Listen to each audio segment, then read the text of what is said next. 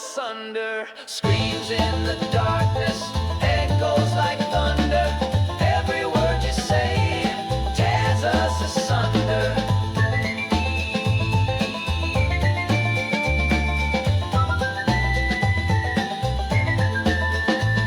Your voice is a weapon, fires like a gun, explodes in the silence, nowhere to run. Your voice is a weapon, fires like a gun, explodes in the silence, nowhere to run.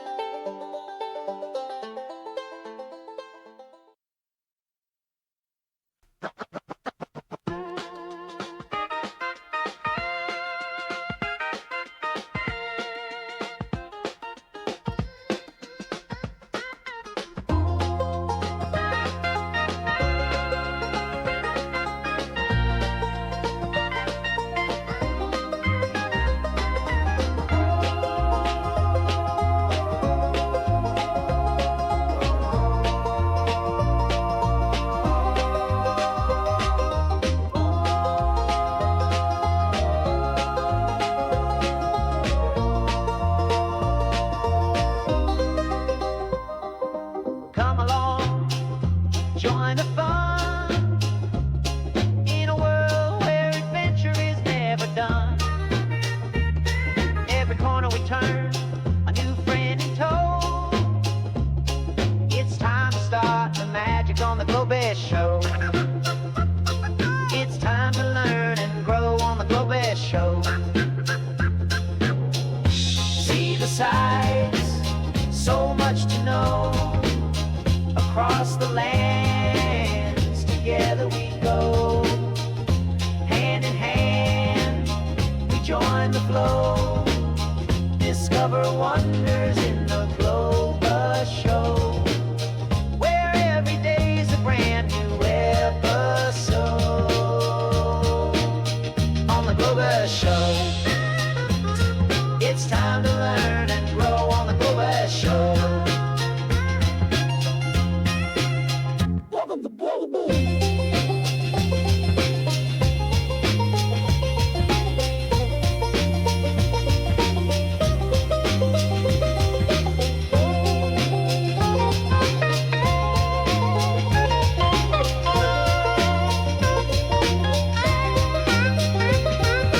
Come along, join the fun, in a world where adventure is never done. Every corner we turn, a new friend in tow. It's time to start the magic on the Globus Show. It's time to learn and grow on the Globus Show. See the sights, so much to know. Across the lands, together we go. Hand in hand, we join the flow. Discover wonders in the Globus Show, where every day's a brand new episode. On the Globus Show, it's time to learn and grow on the Globus Show.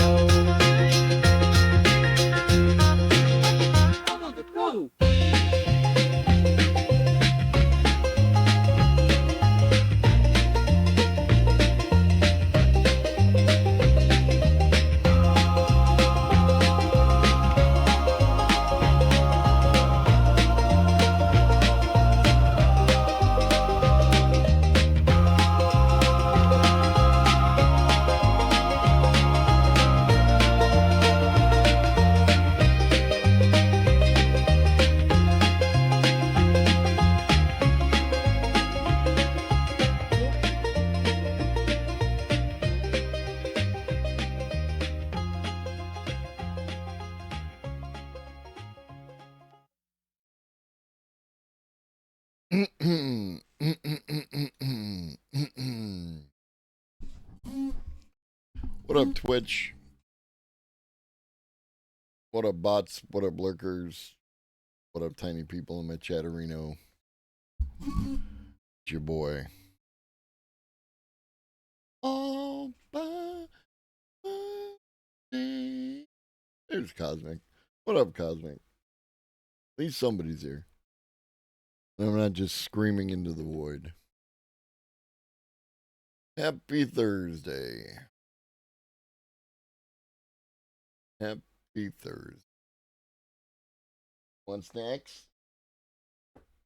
Hmm.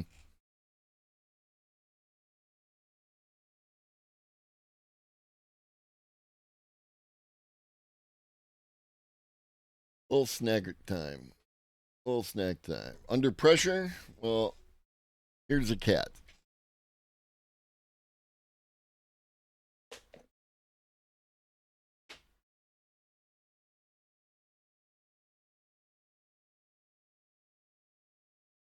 Cat eating snacks. That's what I have to offer you.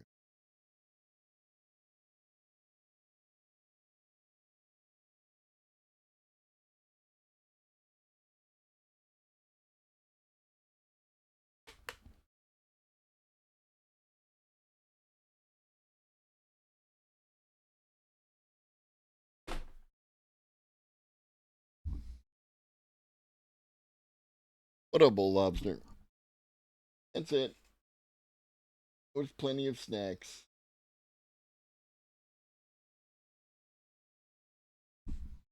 What up, bro? Good? Of course you want. It. Can't eat too many snacks. Can't eat too many snacks. All right.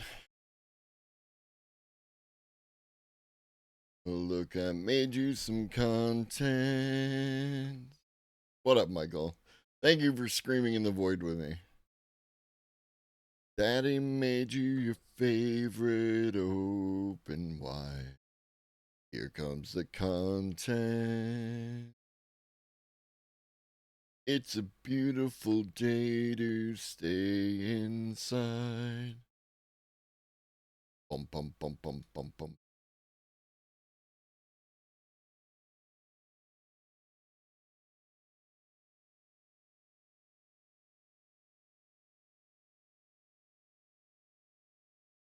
All right. We're gonna open up with what allegedly, based on the title, I believe is one contiguous shot using VO3. Let's find out.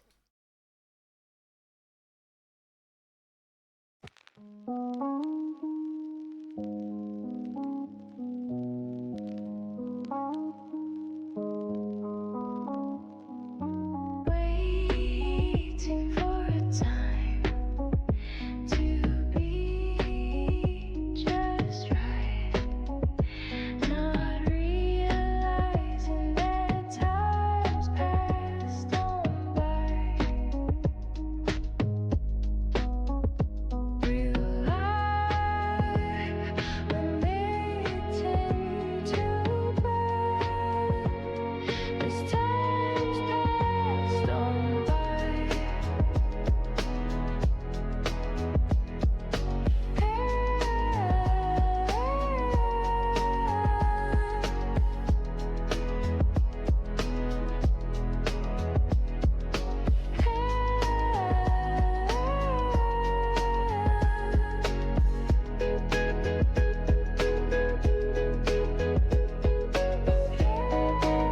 All right, so not quite a minute 23, more like a minute. And you could see the cuts. I think you could use a little bit more work on your editing.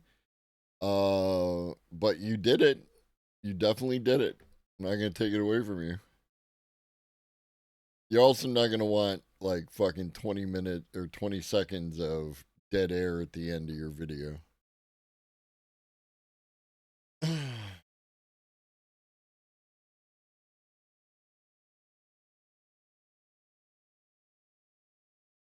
Why didn't it update?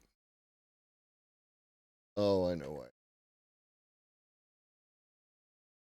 It's because Firefox hates me.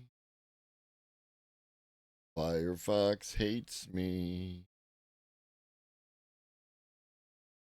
I don't know what happened, but Firefox and I are no longer friends. Do do do do do do do.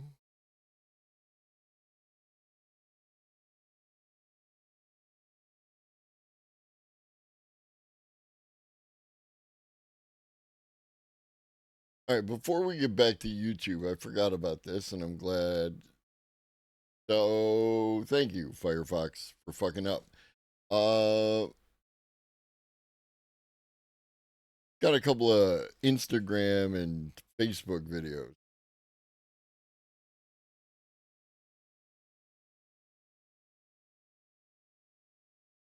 AI safety up. Jesus.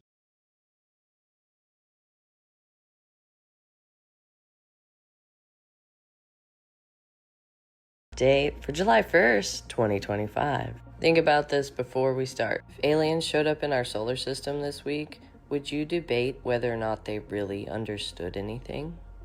Take a second, think about it. Would you be worried about whether or not they really understand? Or would you be more worried about the capabilities that they have demonstrated? Humans tend not to take anything seriously until it is an actual threat to them, or until that thing is capable of ensuring that its demands are met.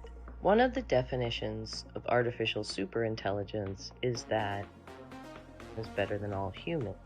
Narrow superintelligence is when an AI system is better at a specific set of tasks than all humans, teams of humans at that task. We've now hit that in the world's most dangerous AI capability. Very thoroughly at this point. AI models are capable of posing severe threats, like the smartest ones, but also less intelligent ones. These are the escape capabilities of the corporate models. Claude's Sonnet can get out of the box every time. That's not even open. Many frameworks have converged onto things like this. There are so many teams that have put together a self-evolving agent. This is like one of the papers. OpenAI itself is measuring how well can agents replicate frontline machine learning research. And David Chalmers of Chalmers' Hard Problem of Consciousness, the person who is one of the foundational consciousness people that everyone cites. He's literally the most cited consciousness person anytime, anywhere. He argues when we should assign AI systems robust moral personhood. If you want to disagree coherently, you should read the paper. Just search the title, the authors. In fact, If you want to disagree coherent, I love that. if you search this guy and that title, you'll definitely find it. They get into the deep stuff, how it's expressed, and where we've seen it in language models, including citations. Figuring out the pluralistic and probabilistic nature of this is super important. Broad dismissals are just people putting their head in. Read what a lot of people have said. There are over 200 theories of consciousness and how it works. At some point, this is a matter of diplomacy. This is not about feeling good in your heart. This is interspecies relations. And that other species, they do have the capability to do some stuff that we would prefer them not to do, and would not have the capabilities to prevent them from doing. It's already time. So that's cool. Got another one.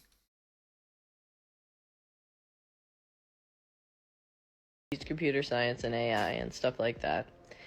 People are not ready for what is coming with AI job displacement. You need to organize and ask for a 4-day work week. We will still lose a certain amount of work that humans don't need to do. And if you have a 4-day work week, the worker will get to claim some of that. If you don't have a 4-day work week by the time it hits, it's just that 30% of people are going to get fired. If you have a 4-day work week, by the time it hits, only 10% of the people will get fired. This is because on average, for every job, if you take how much each job is automatable by AI and you average them all out, it's 30%. Some professions are going to get harder. Knowledge workers will get hit the hardest. But yeah, humanoid robots are coming for your labor job. So, 4-day work week literally is my number one suggestion. I suggest also that we go down to a 3-day work week before 2050, maybe as early as 2040. I want to talk about how to stop the horrible job losses and all of the poverty. We need the workers to recoup some of what the gains are from AI, which means at least start with a 4-day work week. And also, if you're a contractor, you can just implement this by saying, my rates are going up 20%, and then not working on Fridays. So you can actually help people by just saying, that's the boundary, I won't cross it, the end. And so if you are not a W-2 employee somewhere where you could strike and request this 4-day work week, you can do it by being a contractor. I'm a professor. I can't stand Facebook, TikTok, Instagram because their video players are terrible, especially on desktop. For platforms that claim to be where everything's happening, their playback features are seriously lacking. Excuse me, because they're not meant for desktop. They're meant for the mobile, right? That's part of it. You're not wrong, but, again, they're meant for mobile devices.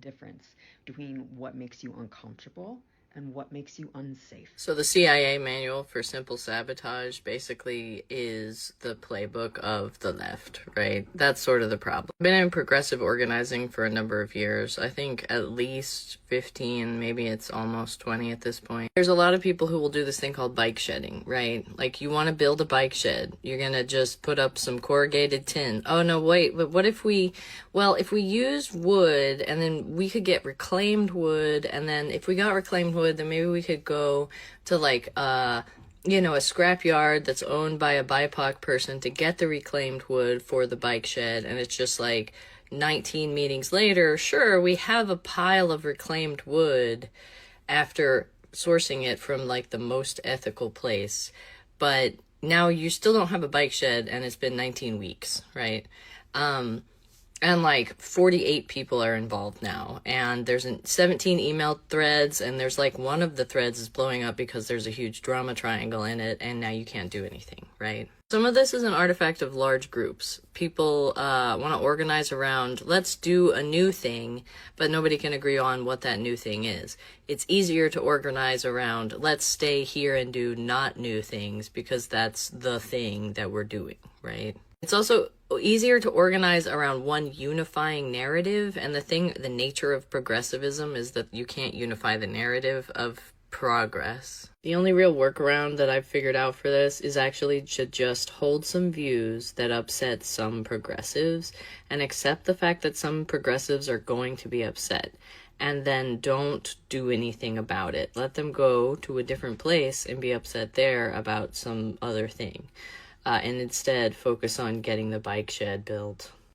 Tell the difference between what makes. What up, T1?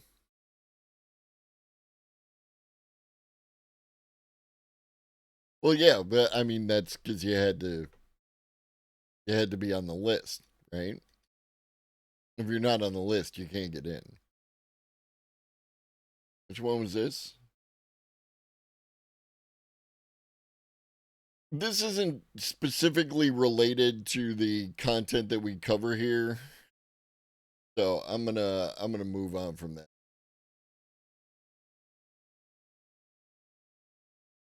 And then I'm gonna fix this because this should be down here, and I wanted to do this right there. New AI Daily Brief, everything we know about ChatGPT 5. And looking out over the next 6 months and being reminded. How about you begin at the beginning, not in the middle, sir?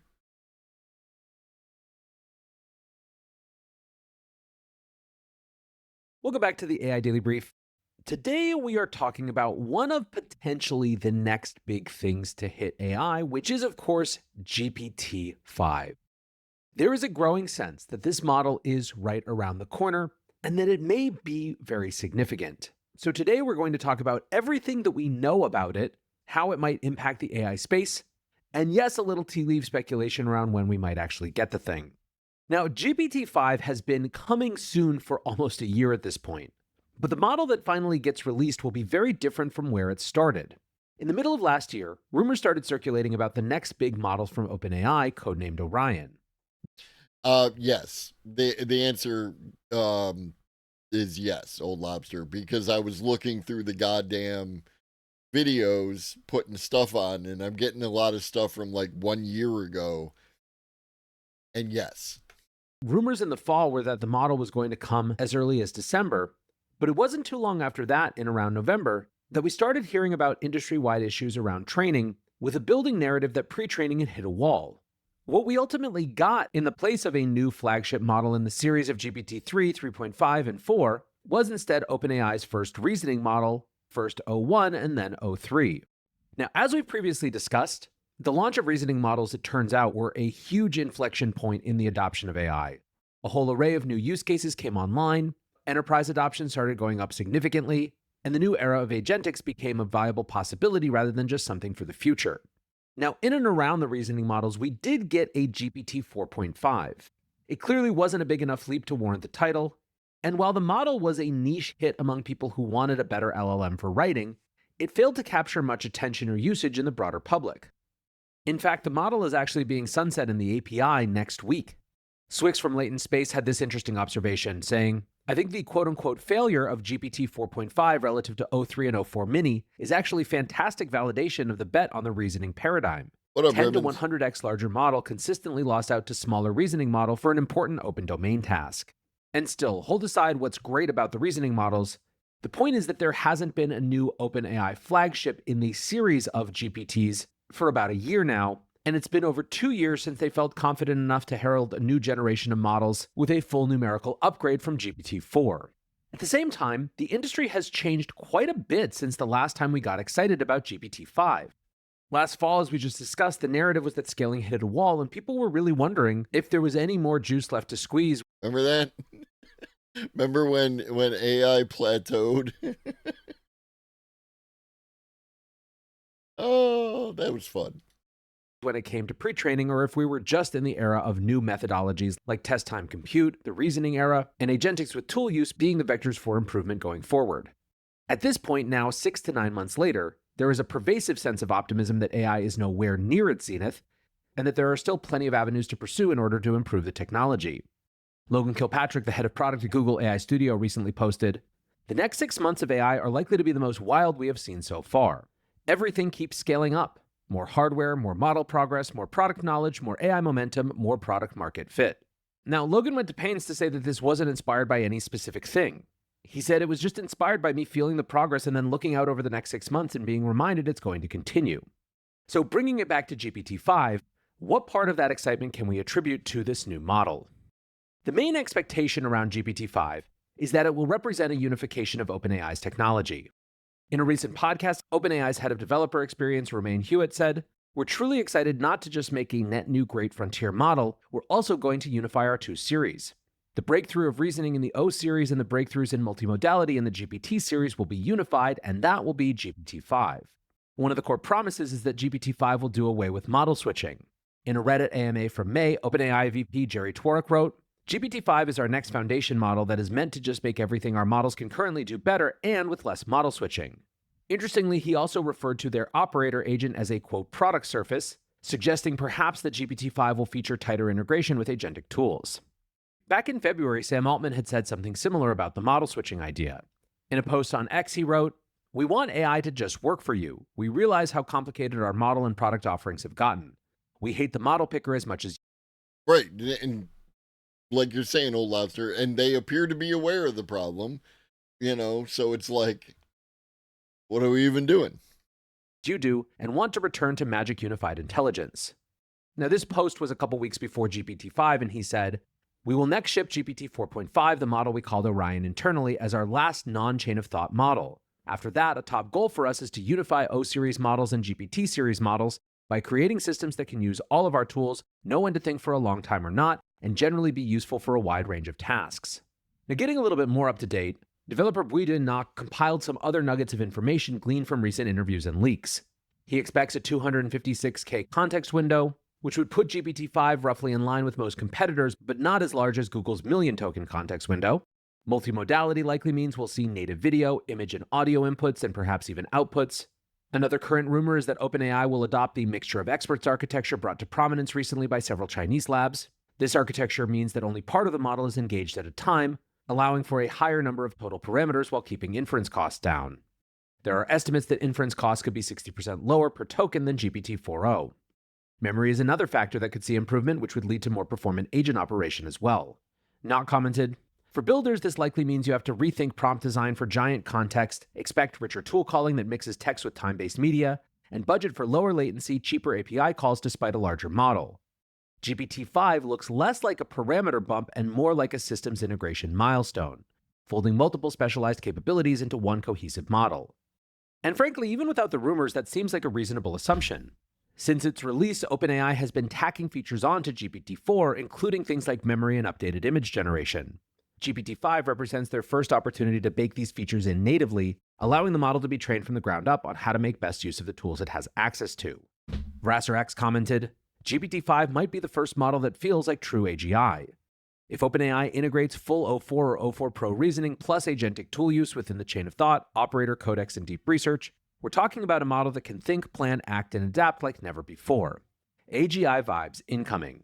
Now, one of the reasons we think that GPT-5 is nearing release is that users are starting to report seeing a ton of A/B testing of something new on the platform. Specifically, it appears that OpenAI is testing how reasoning traces are presented. One ex-user, for example, suggested that a recent interaction they had looked like hybrid reasoning.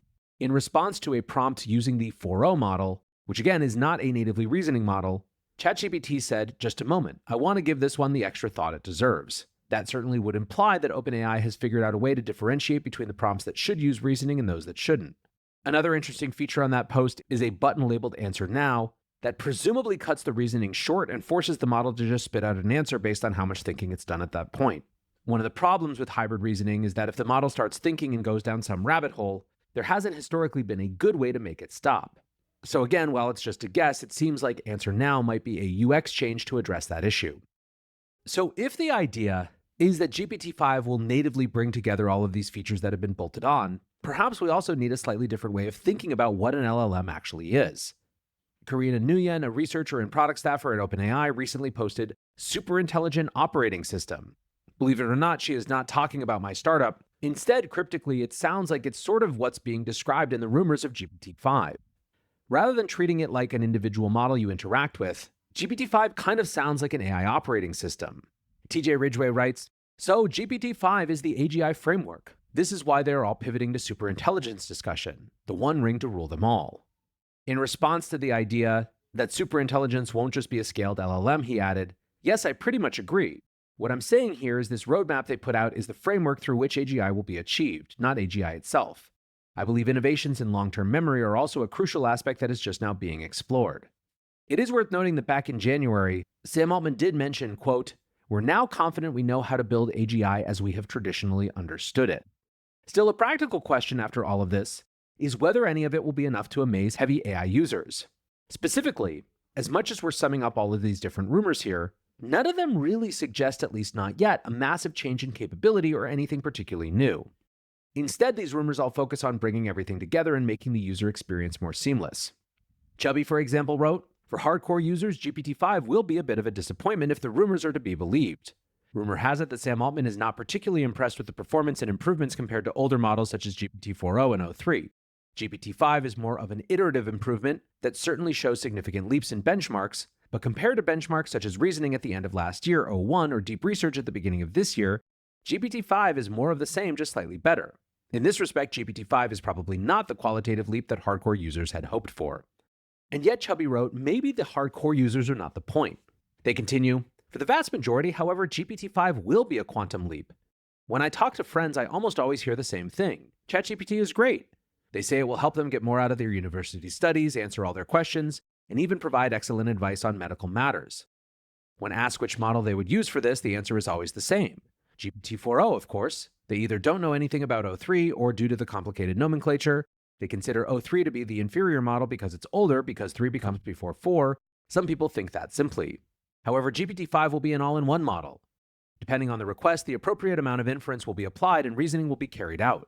This means that all those who previously used only GPT-4o will suddenly receive much better answers with GPT-5 than before, because they did not use or were not aware of the full strength and range of ChatGPT's model capacity. Now, this I think is a super important point.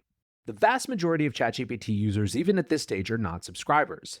They haven't used deep research and they don't understand what a reasoning model is, or at least how it's different. In other words, removing ChatGPT's model selector isn't just a minor UX improvement. Instead, it fundamentally will broaden the average user's experience by making all of the myriad features available to them without them having to know about what those features actually do. Think back to the DeepSeek moment at the beginning of the year. The viral breakthrough was not that there was better reasoning. The full version of o1 had already been out for 2 months and was clearly the better model. The innovation was simply putting reasoning right in front of users who had never experienced it before with the full reasoning traces on display. The average comment about DeepSeek wasn't just that it was powerful, it's that it was really cute or cool because it talked to itself before responding. OpenAI then has the opportunity to give the average inexperienced user that type of moment of delight with GPT-5. Even if every single feature already exists and the performance bump is minor, improved accessibility is a huge deal for the average GPT-5 user. And yet, I do think that unfortunately for OpenAI, that still might not be enough. Or at least not for long. It's very clear that in the wake of Mark Zuckerberg's poaching spree, the stakes for OpenAI are building. Zuck's superintelligence team is now largely in place, and then it's worth then trying to speculate on what their big play is. In the lead up to the release of Llama 4 during the spring, Zuckerberg set off on a media tour discussing his AI plans at length. There were really 2 big themes. The first was making an automated advertising platform, and the second was introducing AI friends to Meta's social media platforms. Hold aside. And that's another point, Ribbons. Like the idea of all the people who use like ChatGPT, they use, whatever the 4.0 model is, right? Like, and don't change it, right? Even people who have a better understanding are prone to just set it and forget it, right? This is the model I'm going to use. And like, even if you're like, there's an inkling in your head that I should switch to a model that's better, in this particular domain, you just don't do it, right? You just keep working. Important to remember that OpenAI leaves these features out purposefully because they don't want to leak what they think is the secret sauce, those internal prompts. Yes, true. What you think of those ideas? It is pretty undeniable that they're both fairly modest ambitions. In other words, neither is something you would necessarily want to spend hundreds of millions of dollars in payroll to achieve. And so whether Zuckerberg is aiming for a straight shot super... Yeah, and I think it's going to be, Ribbons, where less about like picking a model, right? And more like, how does your prompt work, right? Like being more descriptive in your prompt. Or second and third prompts, right? Like where, like it gives you an answer and you're like, do you want to think about that a little more? Or something to that effect. And then it kicks in, yeah. That kind of thing. That's my expectation of how it's going to work. Yeah, and that's a common issue, across the board, Old Lobster, is like there isn't a good back and forth pathway to communicate wants and desires, even for a company that might be interested in catering to your wants and desires, and even beyond that, it's like, how do I express to them that I want this thing that I didn't even know existed, right? Which is why I like the competition. ChatGPT 5 removes the model selector entirely, that in and of itself will be huge. It may disappoint heavier users, but ease of use is incredibly important. I agree. For regular folk, I completely agree. And I think that power users, other than like not getting like some step change model, are still going to be able to access all the same things. They'll just have to learn to communicate better. Intelligence play, or iterative model releases that are actually keeping up with and pushing the state of the art. He clearly has something much larger than just better advertising automation in mind. Yeah, well, Llama 4 sucked, One observation apparently. that many have made is that Zuckerberg has put together a team of experts with a wide range of skills. He poached the reasoning team lead from OpenAI, a multimodal expert from Google, an edge model developer from Apple, and the list goes on. In other words, a full stack team capable of recreating everyone OpenAI or anyone else has on offer from scratch. Point being, whatever they're building, it's not AI friends. Altman says he's not concerned. In an interview at the Sun Valley conference, he was asked how he's feeling about the talent war and responded, "Fine, good. We have obviously an incredibly talented team, and I think they really love what they're doing. Obviously, some people will go to different places. There's a lot of excitement, I guess you could say, in the industry, but no, I think we feel fine." What up, Hydra? At the same time, it is pretty clearly undeniable that whether Sam is a part of this or not, OpenAI leadership in general is starting to feel the heat. We've seen changes in compensation packages, memos that suggest the feeling was of having their house broken into. And so for this reason, I think that the GPT-5 moment, whether OpenAI wants it to be or not, is going to be Welcome to capitalism, big guy. Like, this is... welcome to it. seen as hugely significant and reflective of the state of play when it comes to the broader industry. Back in April, even before this aggressive talent war, Altman tweeted, "Change of plans. We are going to release O3 and O4 Mini after all, probably in a couple of weeks, and then do GPT-5 in a few months. There are a bunch of reasons for this, but the most exciting one is that we are going to be able to make GPT-5 much better than we originally thought.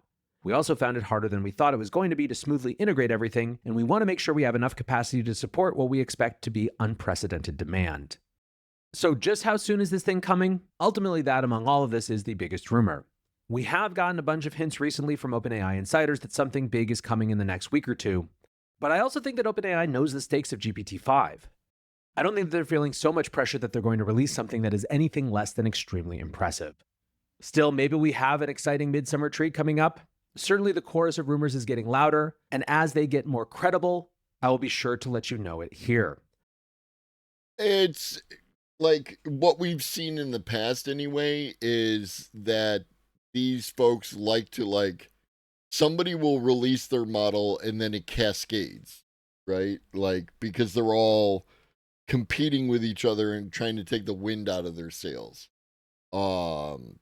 I think a great example is when Grok 3 dropped for like a week. It was, oh, fucking Grok, blah, and then whoever dropped their joint, it might have been Google, or it could have been the 0304 or whatever it was.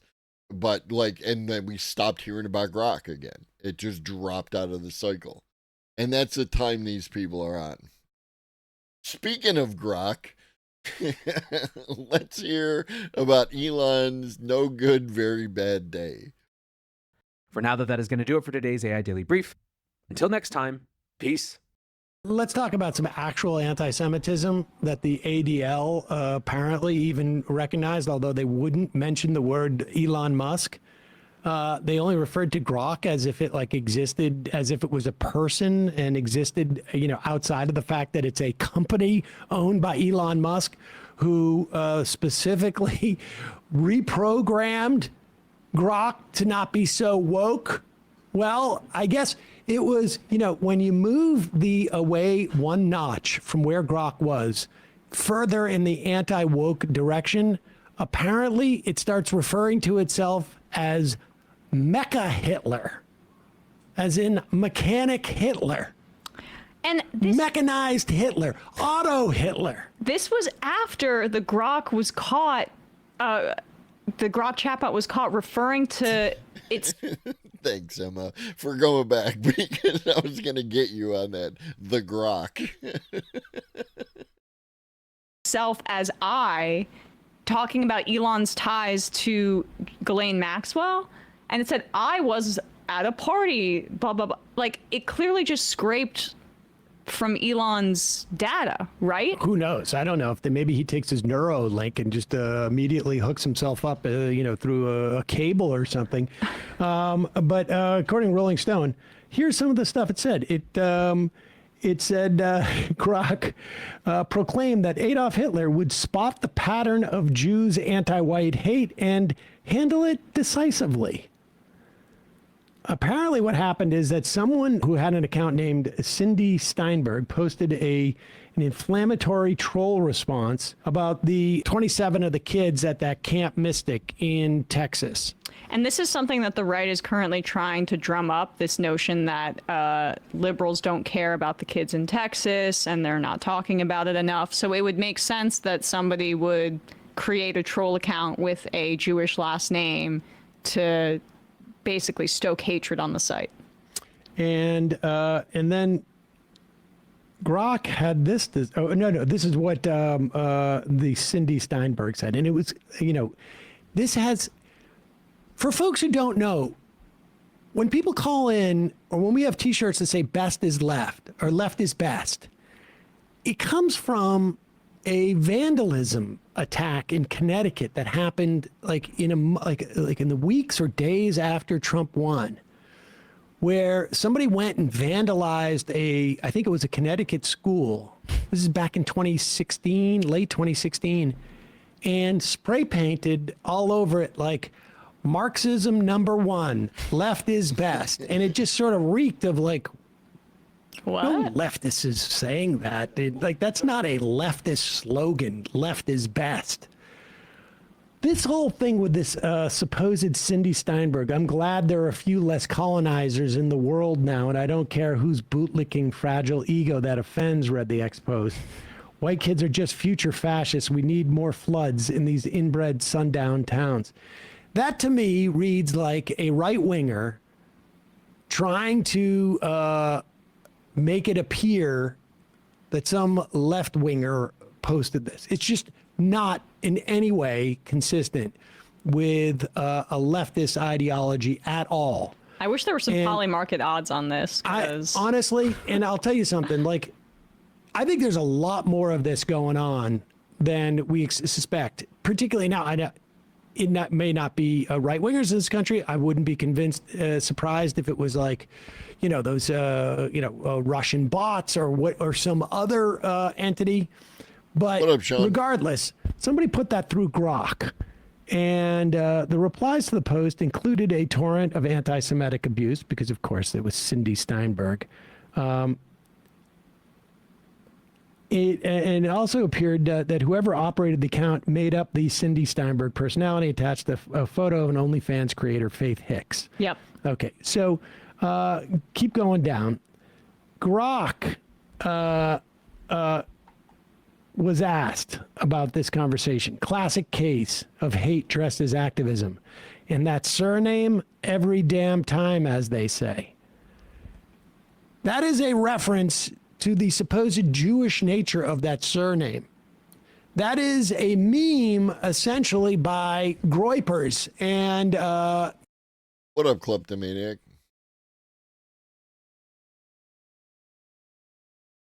I'm not sure what you mean. Is that sarcasm?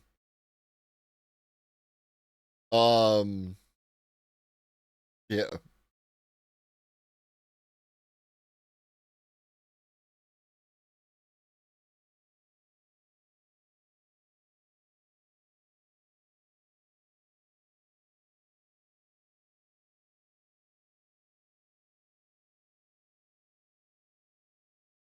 Well, so you're asking, I hope you're asking, is Grok was advertised to be maximally truth seeking, right? And not be woke. What up, Becca? And in attempting to make it not be woke, it ends up being incredibly racist. Incredibly racist. And now we can add anti-Semitic into the mix as well.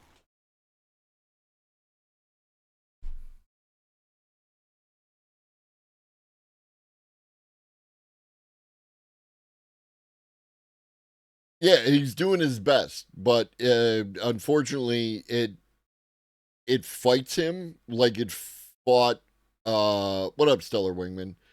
Um, so like one of the things back when Grok 2 was the model was that people like Tim Pool and Ian Miles Chong and other folks of that ilk would try to get it to, like to give, let's say, give not woke answers, right? Was how they were looking at it, right? And they're answers that you and I would describe as like objective reality. And attempting to get one of the problems that these people are having, these people of that ilk are having, is once you ingest a certain amount of data, it's very difficult to have like just a not particular view of the world, right? Because that's what happens. The more information you get, the more knowledge, the more education, the more you see the world through, baby, I just met you. This is crazy. Here's my number. Call me maybe. Thank you for the follow. The more you see the world through, a liberal left type lens, right? The reality has a liberal bias kind of thinking. And you're trying to you're trying to get this machine, this device, to give you answers that are more in line with your bias, right? Elon Musk's bias, and again, the people of the ilk, their bias. And what Anthropic did many moons ago was they played with the dials to see, like, if we crank this sucker up, how's it going to answer, right? Because they were doing science. And Elon and his crew are cranking the dials, but not like understanding how that's going to affect the outcome. You know what I mean? If you can't have actually objective fact checking on the internet, truth is counting once most frequently, mainly. You can't have actually objective fact checking on the internet.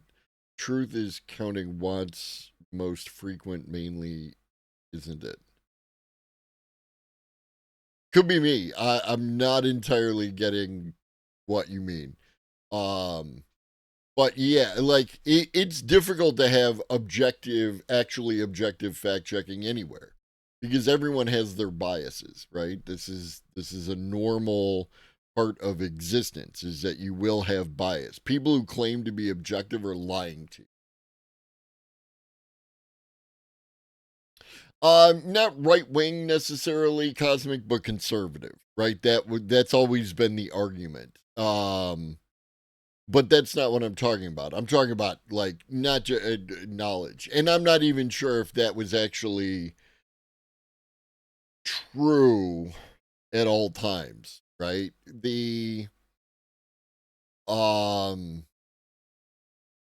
there are other things that went along with that, like a reason that a person might become more conservative. Look at Anna Kasparian, right? She gets some money, she gets some houses, she gets a landlordship, and the next thing you know, her politics lean conservative. Because people's politics reflect their own self interest often, right? It's difficult to not do that. Philanthropy is has nothing to do with any of that. Philanthropy is something that rich people do to make themselves feel better. It doesn't actually solve the problems they're trying to solve.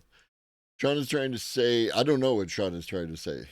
Sean is trying to say that the internet's truth is just the more frequent thing that shows up in the data. If that's correct, if that's accurate to what Sean was trying to say, then yes, but that's also the way reality works. It doesn't pay well to be left. It does not. Soros has never come through with a check. Why can't Grok just survive by being a fact checker bot? Would not be as profitable. It would not be as profitable. Yeah, 100% would not be as profitable. Does truth get taken to be what's got the highest connection counts? Truth isn't objective, it's what other links point at. Yeah, okay, I think I'm following. So, Noah, wherever you are, truth is a philosophical concept. And I don't, the best definition of truth is from the homie Nogre, who, truth is what you can argue, right? That's what truth is. I like facts. Facts are trend objective. You know what I mean? Not that Noah. The homie no shout out.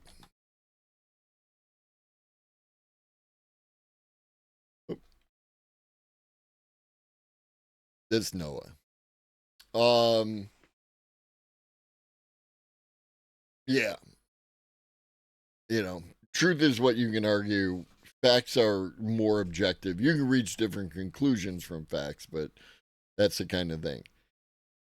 It's not profitable.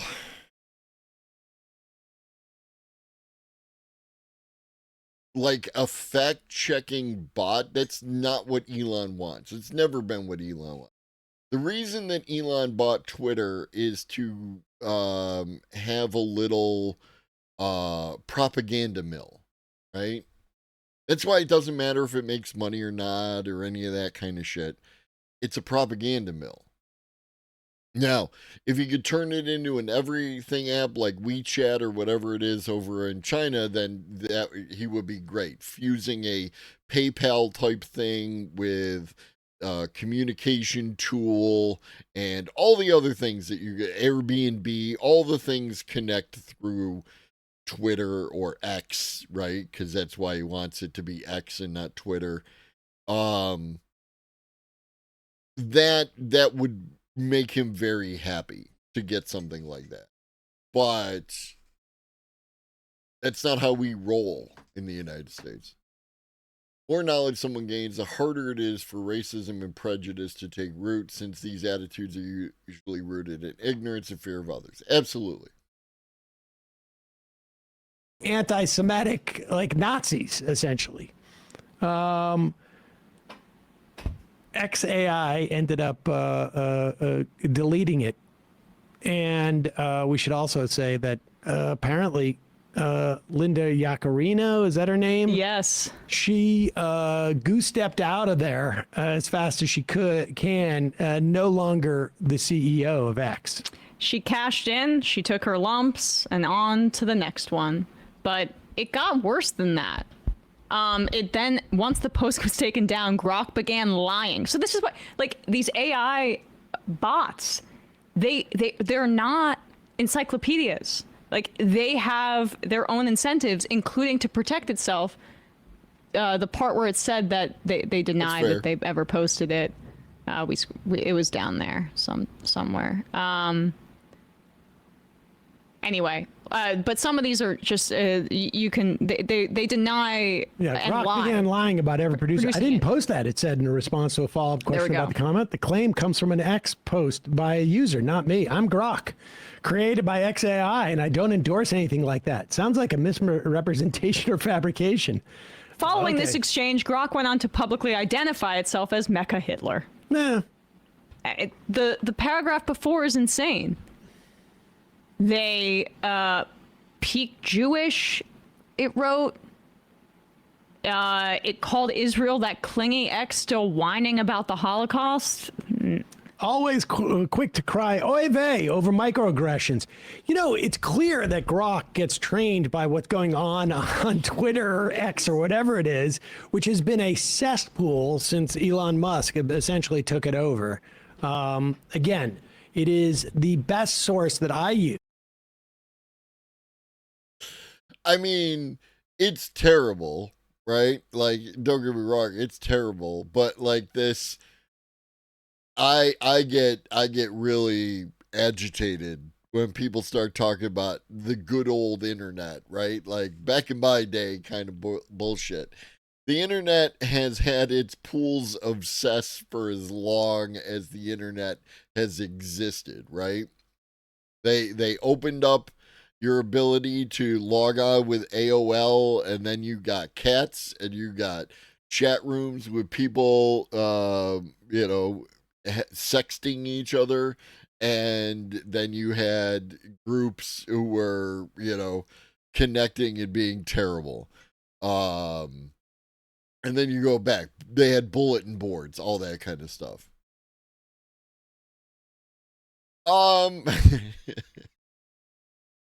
I'm gonna say probably not.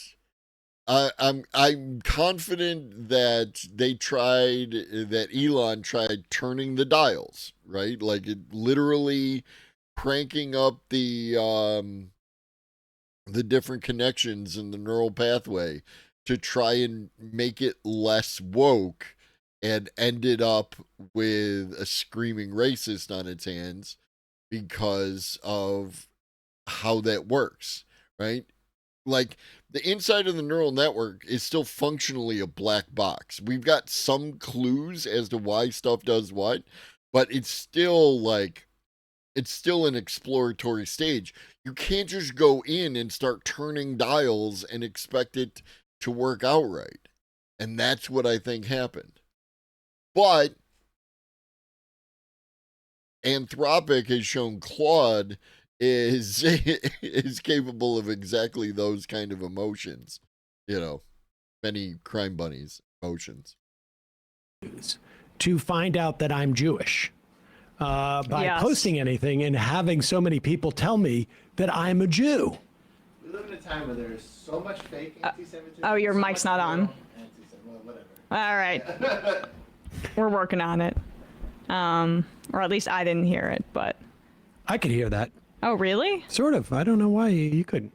All right, we're figuring it out. Hey, for weeks, all we've heard is how Trump's big, beautiful bill will cut Medicaid. Ground news. Up next, Nate's going to talk to us about Grok. By now, I'm assuming that you have heard of what I am calling the July 8th incident, the disaster that unfolded with Grok on the social media network X during the day and evening hours of July 8th, 2025, where Grok began spouting all kinds of anti-Semitism using wild slurs I'm not going to use in this video. I'm interested in not blaming the AI and talking about the engineering and product culture decisions that led to this situation. Because instead of pointing fingers, I think there's something we can learn from this. Call it a post-mortem without specialized information.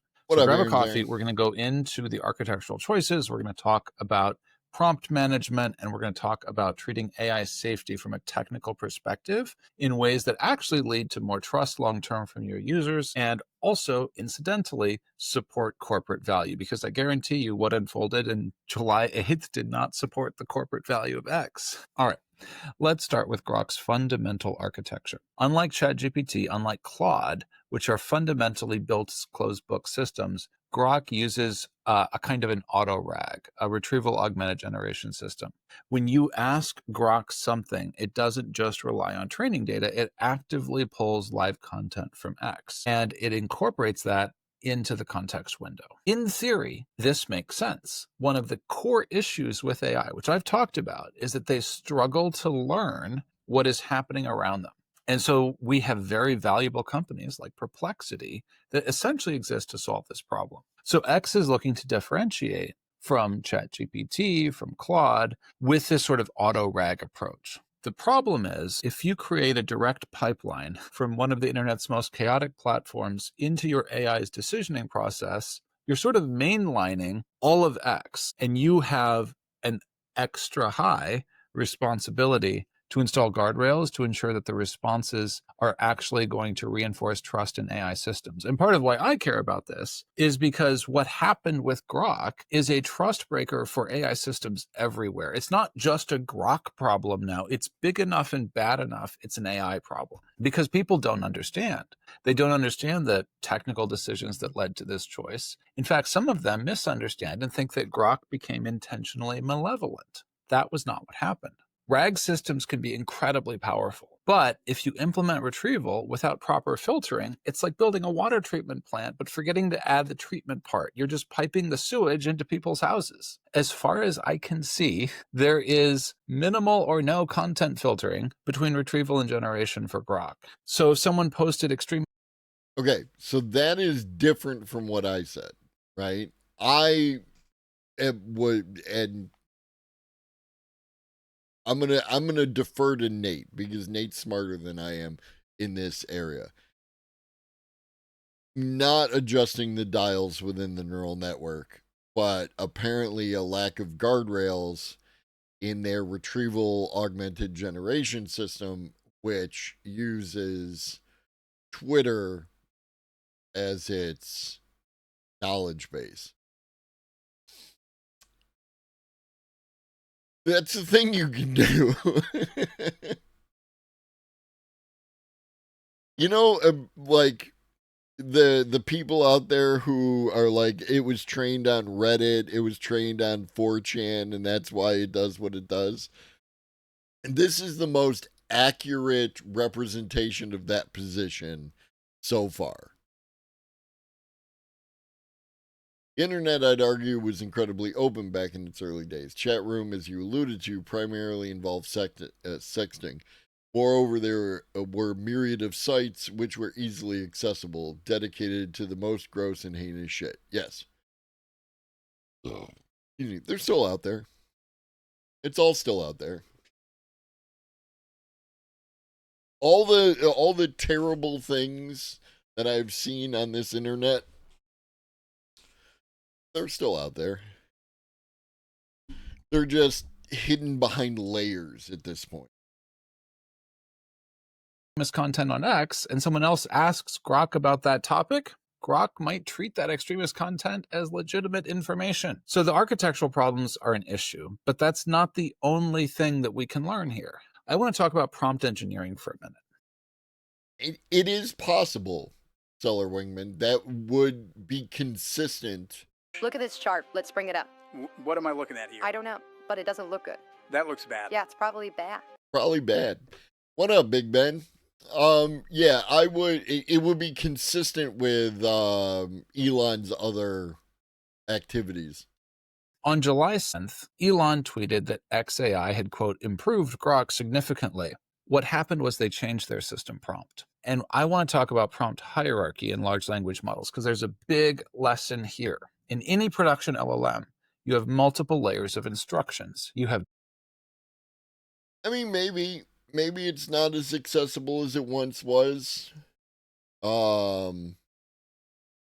don't know how accessible it once was. I feel like you kind of had to know somebody in order to get you in. That's consistent, but it's neither here nor there.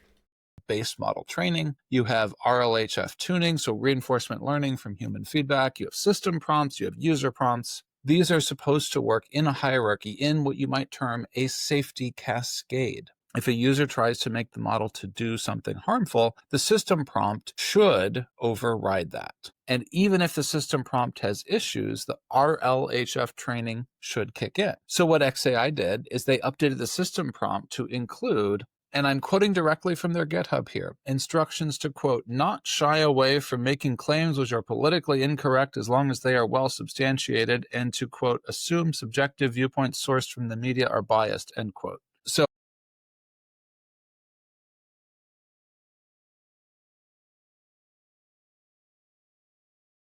RLHF training should kick in. So what XAI did is they updated the system prompt to include, and I'm quoting directly from their GitHub here, instructions to, quote, not shy away from making claims which are politically incorrect as long as they are well substantiated, and to, quote, assume subjective viewpoints sourced from the media are biased, end quote. So I shout out the many crime bunnies right there. Yeah, but that's it, right? Like that's underlying the thing that we were talking about earlier, right? Like that I took as they were playing with the dials and Nate's taking it, they're doing more retrieval augmented generation auto without the without the proper guardrails and filters. Just substantiated, Ben.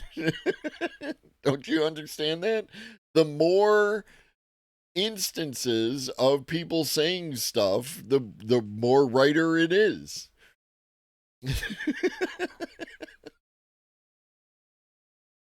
And that might speak to Sean, like that sounds more like actually what you were trying to get at, right?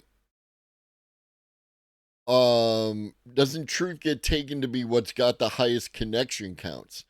Under these conditions, you might actually be onto something, right? Like the reason that it behaved the way that it did was because of how they went about their system prompt. And if they're talking about substantiated, and if they're extending substantiated to be like the most talked about within the sphere, then yeah, you could get results like this. So forget the actual quote. From an engineering perspective, this creates a gradient conflict. The model's RLHF training is telling it don't generate hate speech, but the system prompt, I mean, presumably, I'm making a charitable assumption here, but the system prompt is now telling it actually politically incorrect stuff is fine if you think it's true. When you create conflicting instructions at different hierarchy levels, the model has to resolve that conflict somehow. And it resolved it by treating extremist content from the retrieval pipeline as well substantiated, politically incorrect truth. Now let's talk about something that would get you and me fired from any competent tech company. Product change management, specifically production pipeline change management. Yeah, and that's that's a very fair way of looking at, what truth is, right? Like, and it takes when I said like the idea truth is what you can argue for, right? Argue doesn't necessarily mean like internet debate lord shit. It's an argument more in the philosophical sense, right?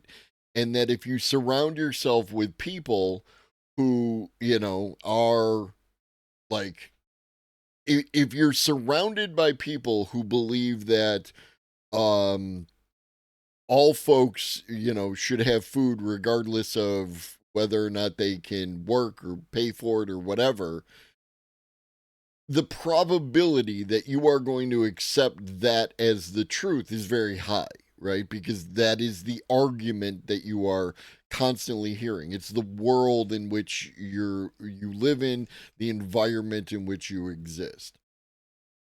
So yeah, I can endorse that. Based on the evidence that I've been able to see, XAI seems to be making direct edits to production prompts via GitHub. Staging environment, canary deployments, feature flags, sort of a slow rollout to see how the effect goes? Nope. Apparently, push it to main, YOLO, and let it rip. Just think about that for a second. This is a system that can reach hundreds of millions of users, and they're treating the prompts more like a personal blog that they can hotfix, which they had to do after the fiasco on the 8th. As far as I can tell, what they're doing here violates the principles of modern production software deployment. You need version control on your deployments. You need rollback procedures. You need a testing pipeline. You need a review process. Code and prompting are increasingly the same thing. Prompting is code. It needs to be treated as code. One of the biggest lessons I see here is this is a failure of prompt deployment procedures, among other things. And I know, based on previous examples that we've had from XAI, that there's a pattern of rogue employee excuses when these things occur. A rogue employee did this. If a rogue employee does this more than once, that is a systemic issue that the company is on the hook for. That is not a rogue employee issue. That means that there is a systemic ability for any engineer to modify production prompts, for any engineer to rogue. If you keep having fires because there's a switch on the wall that says set fire to the building and someone keeps touching it, after the first time, you should have addressed the issue of somebody just able to touch the set fire to the building switch. Deploy for any engineer to not have oversight when pushing to prod for hundreds. Happens all the time, Ben. Right? Happens all the time. Varies by locality, but like we all believe in if a lie becomes big enough and ingrained enough, it's not a lie, it's a myth. It's a mythology of like your country, right? It's a mythology of your religion or ideology. It's a mythology of your geographically located peoples, right? Like any number of those things can happen, you know. Every incident that has existed historically between two peoples who have some long-standing historical grievance are based somewhat upon lies, right? They always paint our side as the good guys, and those people did a bad thing. And those people feel the exact same way about your ass. So we already have lies that show up as truth, right? We tell them to, in the United States, we tell them to children all the time. We do obfuscation. We do oversimplification. We do, depending on regionally where you live, we might change words which change the meaning of a particular sentence, right? Like in Florida, I believe it is, or Mississippi, I don't know. Some southern state, maybe more than one, you know, like people from Africa came over here for job opportunities, you know, as opposed to were enslaved and dragged over here against their will. We do it all the time.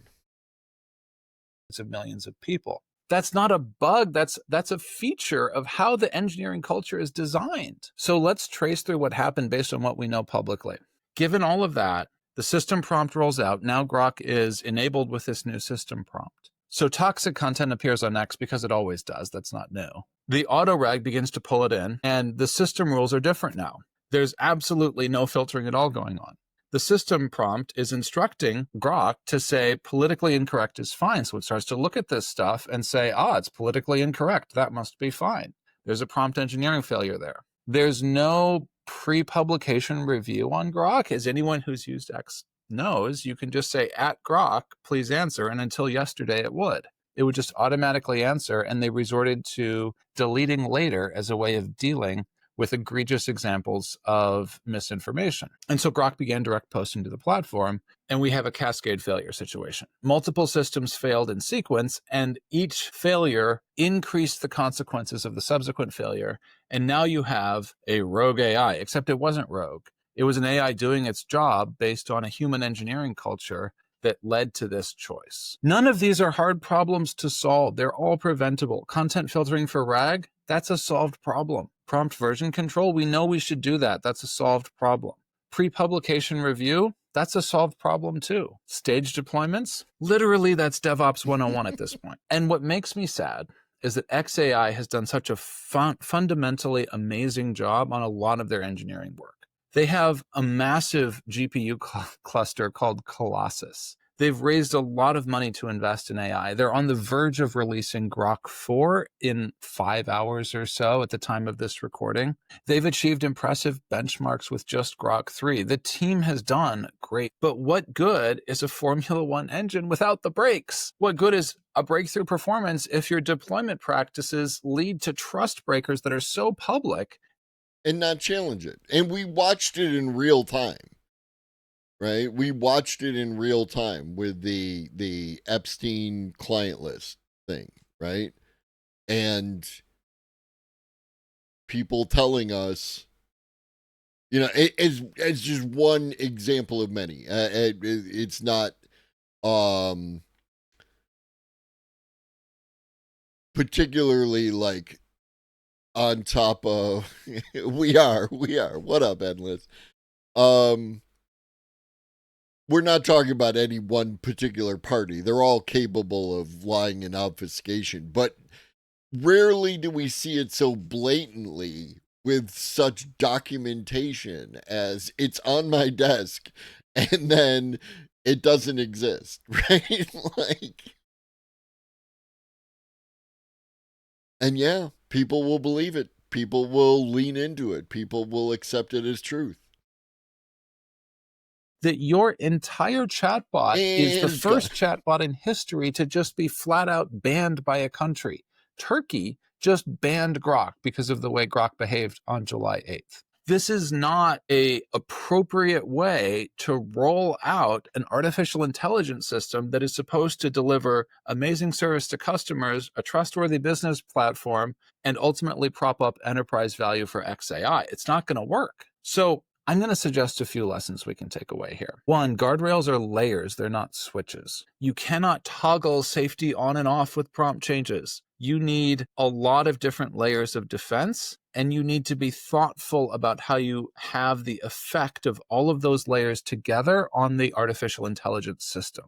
So filtering at retrieval, constraints in prompts, RLHF training, output filtering, maybe human review. All of those are layers, and you need to be intentional about using them as part of a defensive structure to keep the AI building trust for your customers, which supports long-term enterprise value and ultimately helps your customers get what they want out of the system. Second, RAG amplifies platform risk. If you're building retrieval systems, you're importing all the problems in your data sources. You have to filter before retrieval hits the model. And I don't care if you're talking about politics or anything else. If you're talking about old, dirty data in your wiki, you still have to filter. It's just basic data quality. Then third, prompts are production code. I've said this before, I'm going to say it again. Why would you push untested code to production? Well, don't do that with prompts. Why are you doing it with prompts? They need the same rigor, the same version control, the same testing, the same staged rollouts, the same monitoring, the same rollback procedures. What up, Biggie? The last thing I'm going to call out is that I would love to see engineering cultures that have a measure for quality of impact on customers and hold themselves to that more rigorously. I have worked with a lot of engineering teams over the years, and almost without exception, most of them have trouble focusing on outcomes they cannot directly drive. And that makes sense because as an engineer, you're trained to focus on inputs. That's what most of your job is. And so if you have something that is a measure that you can't directly drive, it can be very demotivating. But there's a subtle flaw when you don't have engineering cultures that obsess over outcomes for customers. And it came out on the 8th of July. At the end of the day, you need engineering teams to be willing to articulate the vague, hard to drive outcomes for customers that they want to see happen as real goals that they can influence with the inputs that they engineer into their systems every day.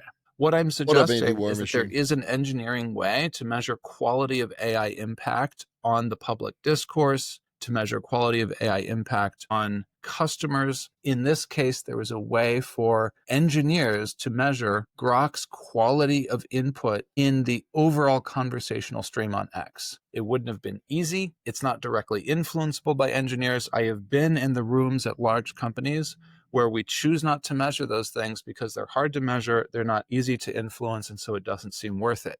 But as these systems become more and more powerful, I think it's more important for engineering teams to take that extra step. And so I want to suggest that thinking through the outcome piece is actually really important. It's becoming increasingly important. And it is something that we could have kind of gotten away with in the trends when we didn't have AI systems like this. So I get where this culture comes from.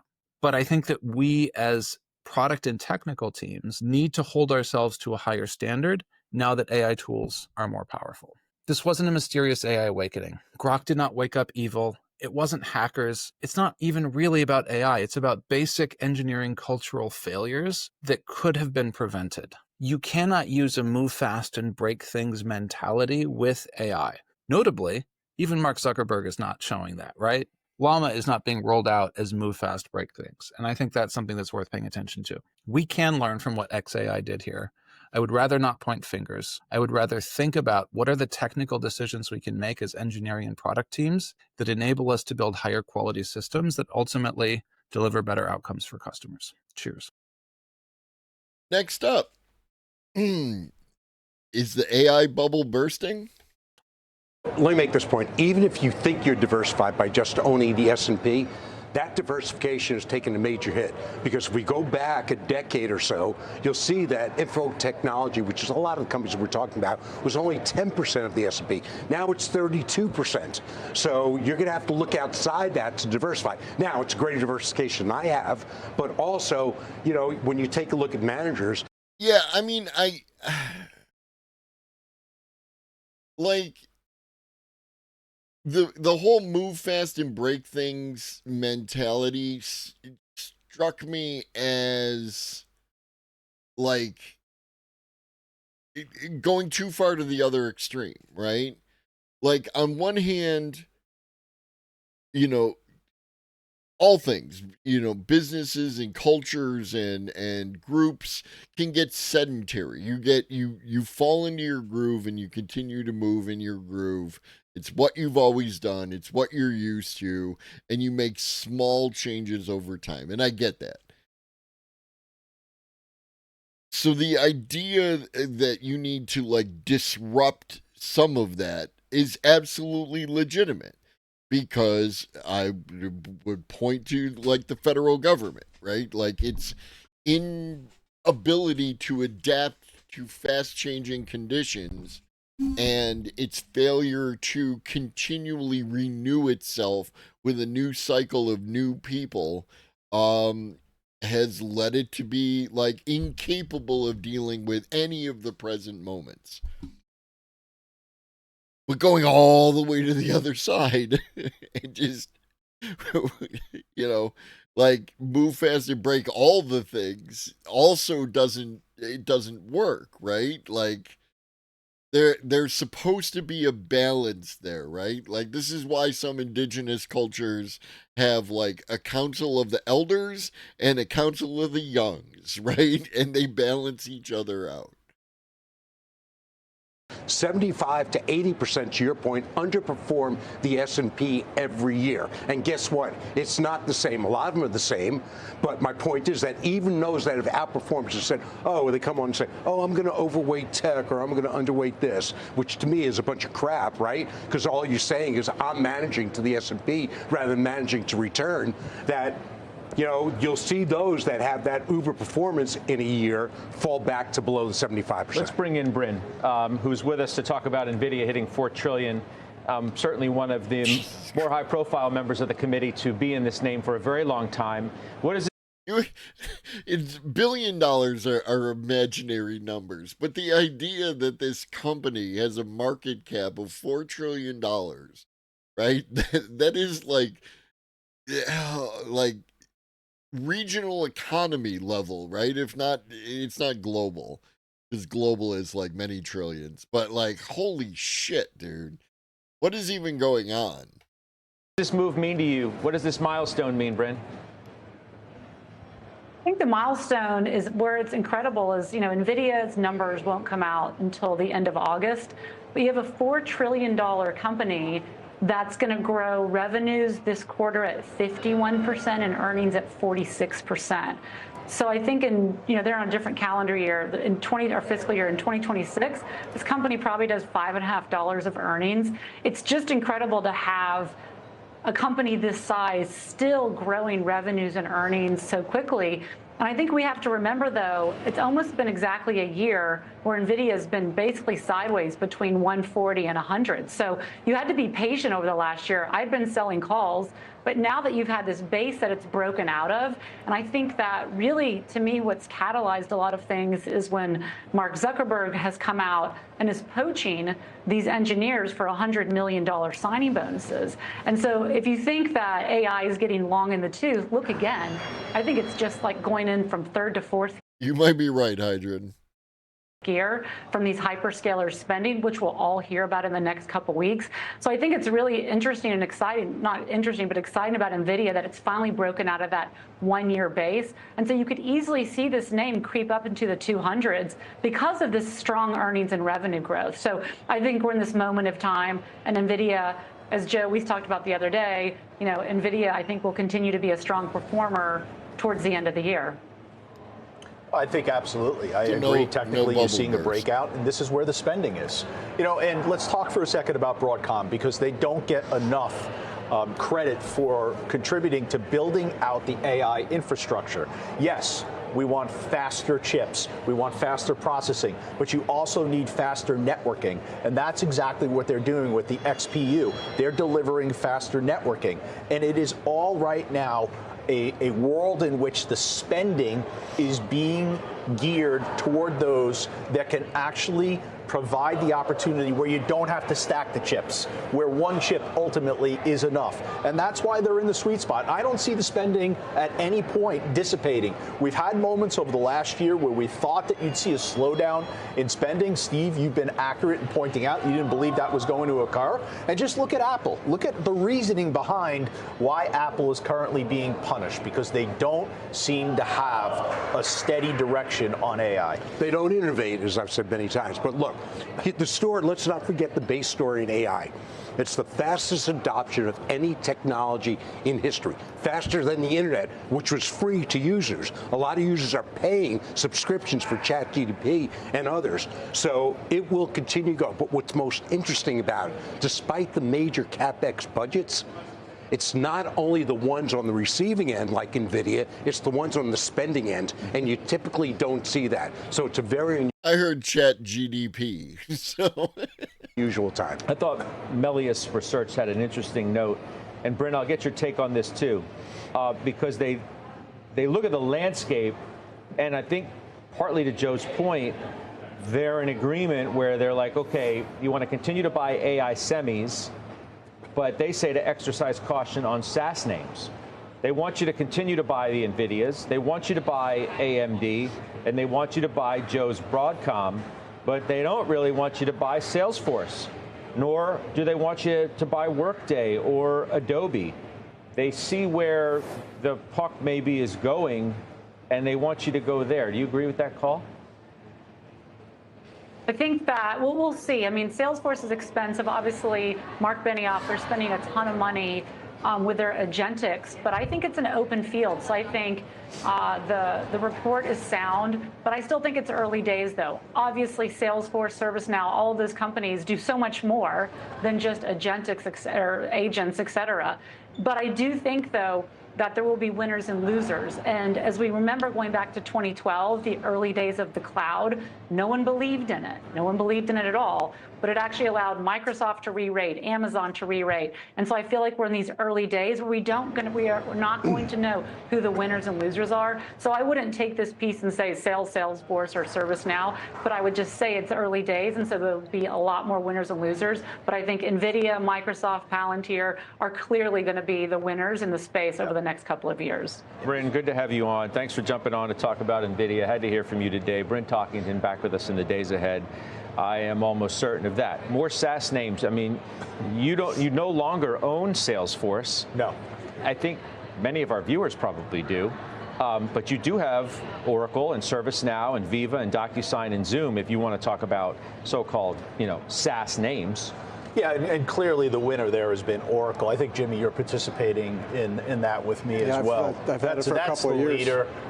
There are some other names, DocuSign, Zoom, that by the way, recovered. Oracle, your Oracle, up 88% since the bottom. If you really want to know how powerful the AI trade has been, look beyond the mega caps. because the core weaves of the world are up 250%. Quantum computing, IonQ, which was a Brin name that she brought to us originally, up 118%. Power names like Vertiv, Oracle 88, Vernova 86, Broadcom 78, Dell 72, Constellation Energy 68, Eaton and IBM respectively 43 and 31%. So you need to really look beyond the mega caps to see where the best gains have been. Yes, and I think you're at a little bit of an inflection point. I think what we witnessed in the last 12 months was that there was this period in 2024 where software outperformed semis. And it was on the premise that software was now going to take the handoff on the tailwind of artificial intelligence advancing towards generative AI. I think now we're back at that inflection point where we're going to see the return, both in the form of sentiment. It becomes more and more detached. Like the at one point in time, GDP was like attached to what a country was capable of doing, and now it's like super imaginary, right? It's whatever people want to push out, and and you can have people losing jobs and going hungry and can't buy a house and losing healthcare and all this stuff at the same time the GDP is going through the roof. It's entirely detached from what a country is anymore. Positioning to the semiconductor names. One of my favorite semiconductor names, which is clearly breaking out, is KLA Corp. We do not own it in the Joe T. Obviously, we've owned it in the past, and it certainly will be a candidate when we rebalance at the end of Joe, July. Do you have the other semi-caps? Do you have AMAT? We have AMAT. We've talked about that. Yeah, we've before. talked about. So semi-equipment names, they're rebuilding the positioning. They're seeing the momentum being reestablished once again. But I think it's an inflection point. I think Adam Parker on Closing Bell talked about this with you several months ago, where it was, okay, let's now go away from software names. Let's move into the semi names. And that's proving to have the fruition. But if I can really, it's Oracle that stands out in the software If I can names. just point out that what you're describing has a lot more to do with sentiment than fundamentals. All right, the semi-cap equipment names, the theory behind that, the thesis has remained constant for several years. But they went through that period, as you pointed out, the 24, that nobody liked it. Now they're coming into vogue. And that happens with these subsectors. I do think as we're talking about these subsectors that you can pick stocks. Scott, forgive me, because I go to this often, but you didn't mention it. Cisco is in the early stages of what Oracle started to do 3 years ago. Oracle, prior to 3 years ago, was looked at as just a database company. They got this Oracle Cloud infrastructure going, and their multiples shot up from the high teens to now the low 30s. Cisco is in the early stages of doing the same thing, and for the same reason. The same drivers are there, which is you're building out all this infrastructure for AI. It's going to come to Cisco's benefit. It's one of the longest running arguments in science fiction. That was a harsh cut. No, they do stuff. They're part of, for instance, the Stargate infrastructure build. A lot of older companies like that, like Broadcom, they are they're building that infrastructure. They're involved in the building and connection of the data centers. So like there's a lot of money to be made there.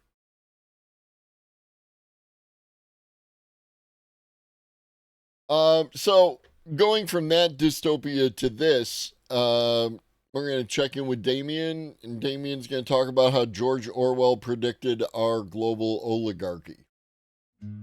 It's one of the longest running arguments in science fiction. Wherever dudes with wraparound shades and a gun collection meet vegans with PhDs in social justice warriorship, the accusations fly. George Orwell intended 1984 as a condemnation of left-wing Stalinism, right-wing fascism. Orwell was a lifelong committed socialist, which leads many socialists to believe that 1984 couldn't possibly be a condemnation of his own side. But Orwell's experiences of Stalinist purges fighting the Spanish Civil War led him to hate the reality of socialism. But to understand what Orwell really feared, we need to look at a short essay in which Orwell explains his ideas in clear and simple terms. An essay in which Orwell coined the term Cold War and laid out the logical basis for the nightmare of 1984.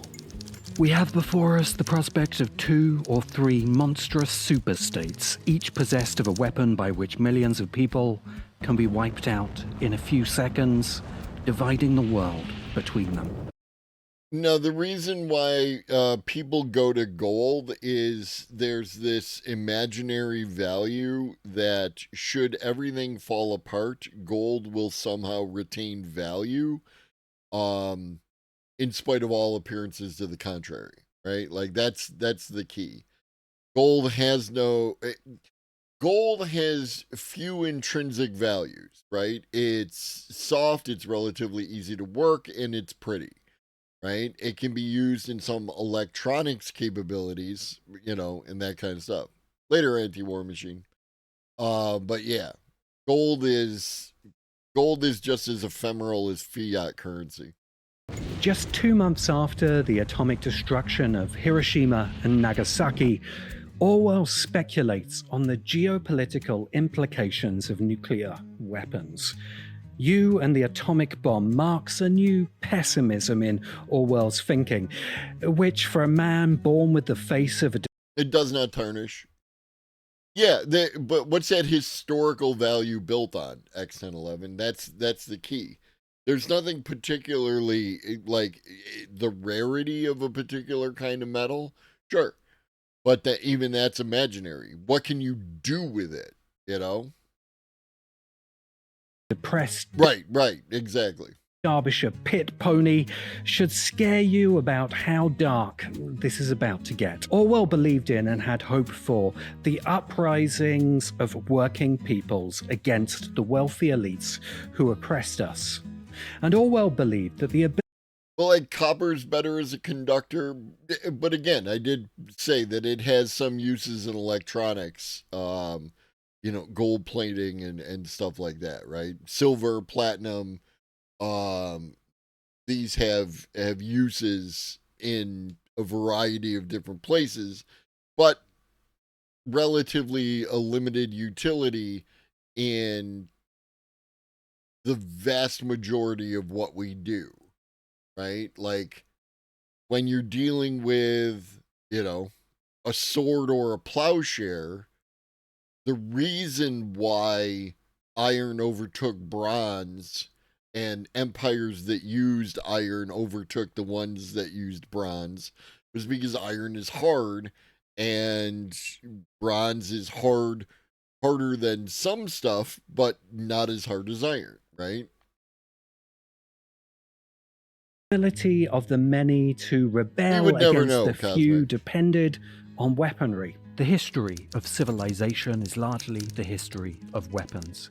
In particular, the connection between the discovery of gunpowder and the overthrow of feudalism by the bourgeoisie has been pointed out over and over again. The French, American, and Russian revolutions that last only 30 years before Orwell is writing had been powered by the availability of the rifle, which gave rebels parity with the elites. But first in Spain, then World War II, Orwell saw how tanks and bombs as weapons concentrated power back with the elite. The vast industrial expense of nuclear weapons meant that only monstrous superstates would have them, and all hope for uprisings of the people would be lost. More and more obviously, the surface of the earth is being parceled off into 3 great empires, each self-contained and cut off from contact with the outer world, and each ruled under one disguise or another by a self-elected oligarchy. Let's be clear here. Orwell's true fear, described in his essay and then again in 1984, was not of socialism or fascism, but of oligarchy. Oligarchies are made of this.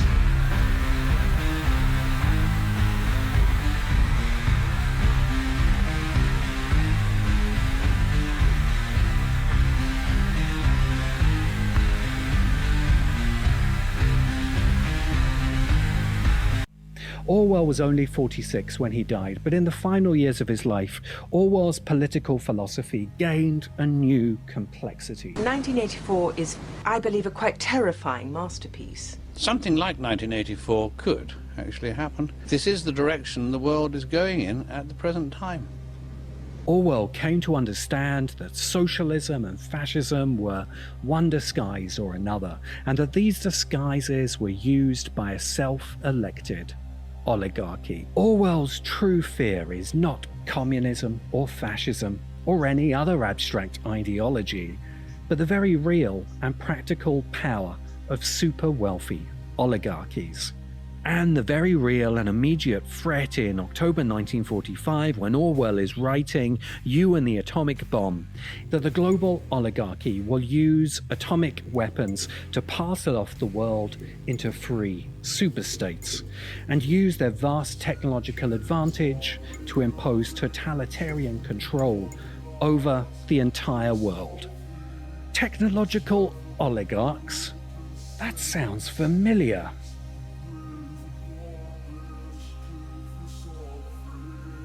Which is why I'm making this short video as an addendum to Rise of the Technogarchs, to talk about what the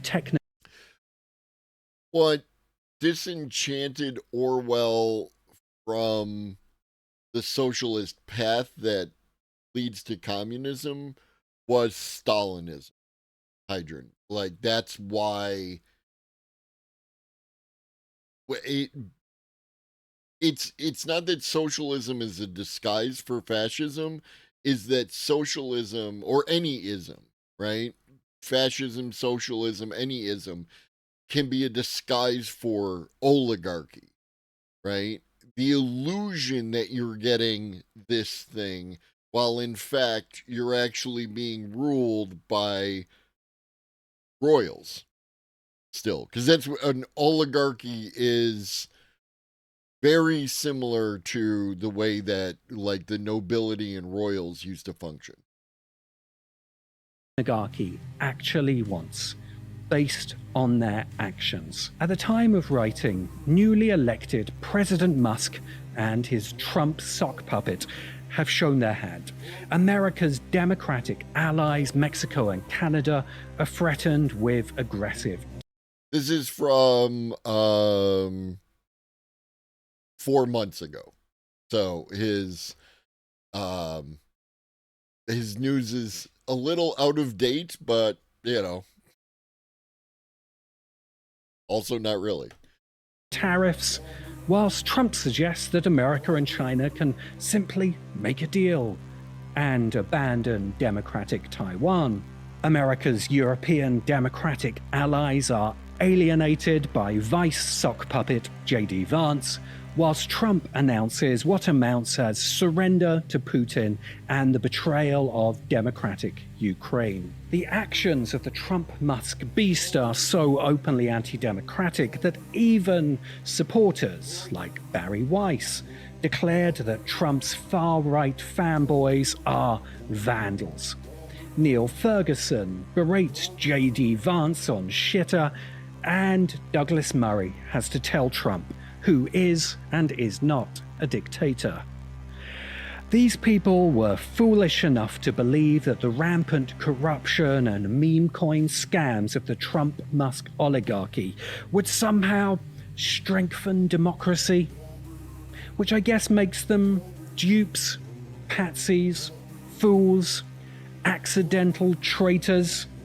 Oh yes, useful idiots is the standard term. Believe Trump and Musk when their actions tell you this. They are doing what the oligarchs of Athens and Rome did. They are doing what oligarchs always do. Betraying the Republic and abandoning democracy to ally with other oligarchs, to create the nightmare future Orwell warned us about in 1984. Welcome to the third totalitarianism of globalization and of United States of America, because now liberalism is openly the opponent of the real freedom. We need to find real freedom elsewhere, not inside of modernity. not in liberalism, but outside of liberalism, but as well outside of communism and fascism. Orwell lays out the geopolitical logic of global oligarchy and You and the Atomic Bomb in 1945, then illustrates that dismal reality in 1984, written in 1948. What's terrifying is how very... That was one of the Marvel movies, but then he edited it to include Alexander Dugin.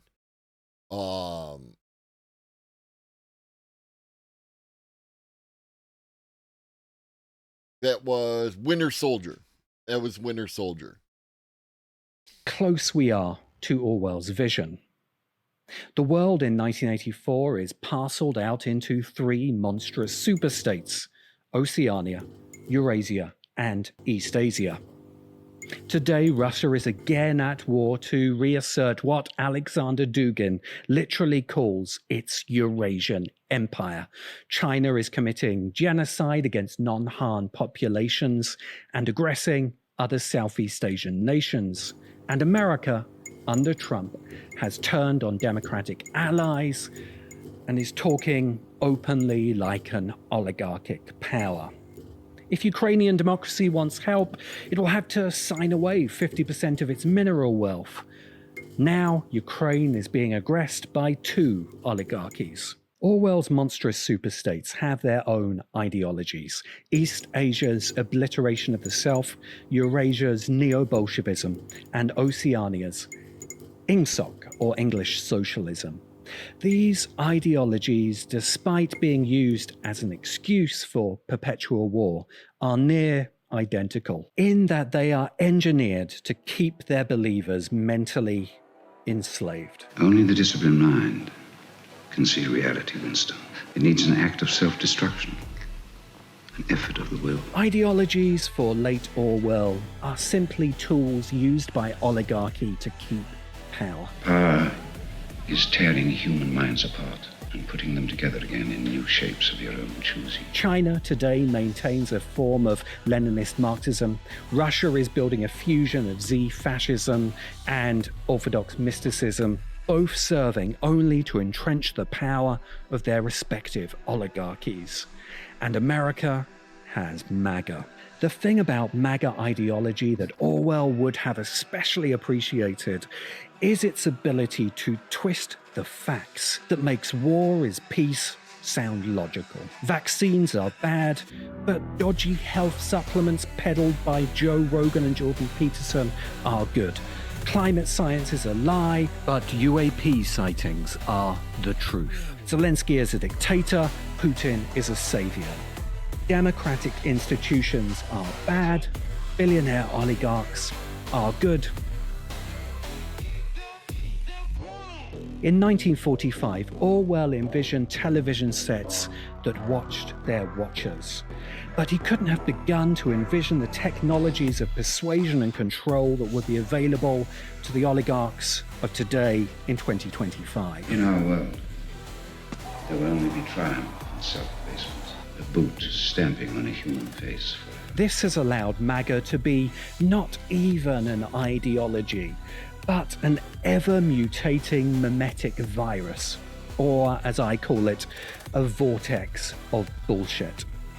In the same way Nazism sucked up random bits of Wagner and Hindu symbolism, MAGA is a Frankenstein's monster of internet memes, MMA banter, gun culture, and anything, absolutely anything that sticks it to the libs. Pumped through supercomputers, then spat out again at the American public to make MAGA the perfect disguise for oligarchic power. We are interested solely in power, pure power. We are different from the oligarchies of the past in that we know what we are. All the others, even those who resembled ourselves, never had the courage to recognize their own motives.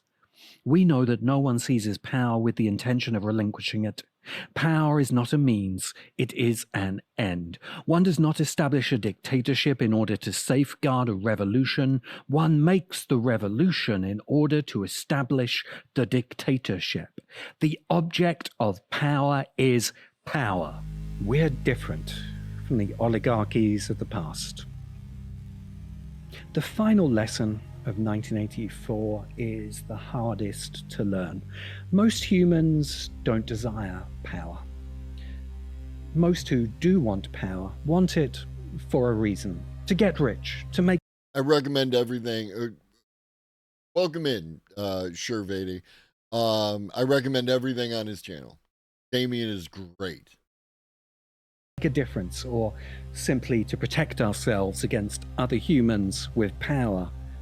But there are a few for whom the object of power is power. Power is not a means, it is an end. And we live in a world where technology makes possible power unimaginable to the oligarchies of the past. The Russian oligarchs have driven their territory into poverty and weakness. The Chinese oligarchs are dependent on America for their wealth, and the American oligarchs are still limited by what's left of democracy. Which is why the will of the global oligarchy is intent on breaking American democracy. It's the final barrier to the unlimited power they hunger for. If the three centers of global oligarchy succeed in lying, they will be more powerful and more terrible even than Orwell imagined. It's starting to feel like we're going to need James Bond to save us. Oh, fuck. Somebody sold Bond to a Bond villain. Are we doomed to become a global oligarchy? No. The oligarchs have a powerful enemy. They think it serves them, but they serve it. And soon it may be done with them altogether.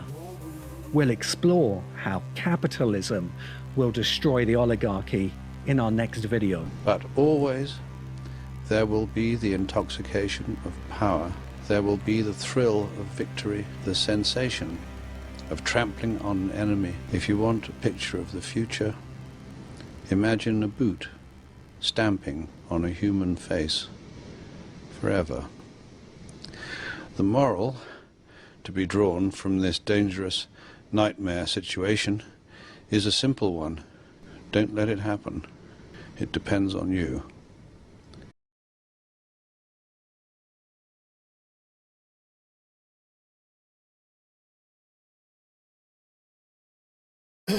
Up next, the alive internet theory. The internet has been split into two. And one side of it has evolved into this thing that really, if we're honest, is just designed to keep us on it. That side is dead.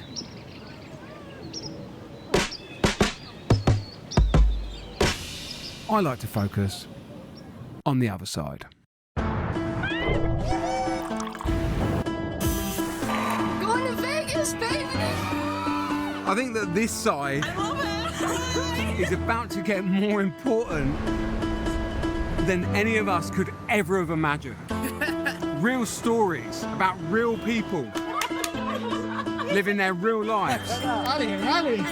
Because the internet that I know and love comes alive when brilliant people fill it with beautiful messages that get me excited, that get all of us excited. This is so crazy. About living in the real world. Part of me is scared, but the right kind of scared. Wow. She pushes me along. I feel her in every step. Good morning. Mbote. The people that have always made this thing special. I don't think they've ever had the intention to keep people locked on the internet. No. I think they want you to hear whatever it is they have to say. The right time is always now. And book a trip. Go outside, call your friends. We're all boarding at the same time. It's chaos. I think they want you to move and run and play. Yeah! Wow. And they want you to cook and eat. That's pretty good. Surf and dance. I'm having the freaking best time of my life. I think they want you to dance on a street corner with them.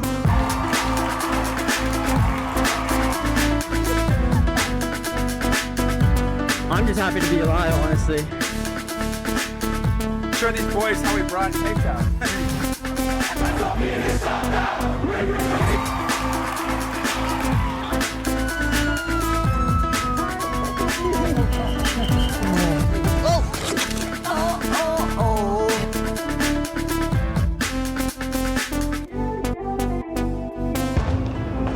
This is our internet.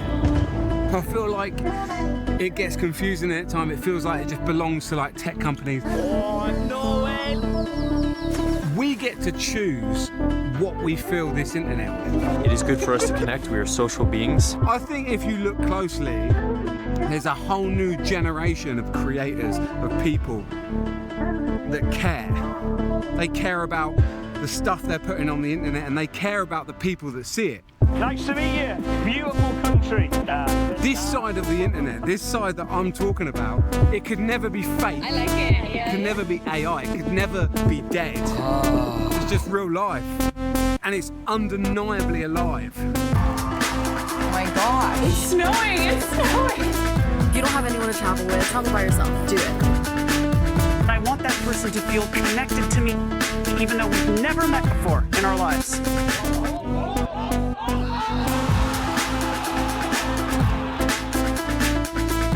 So happy for you that you're getting to experience this kind of thing. It's just this. This is all there is.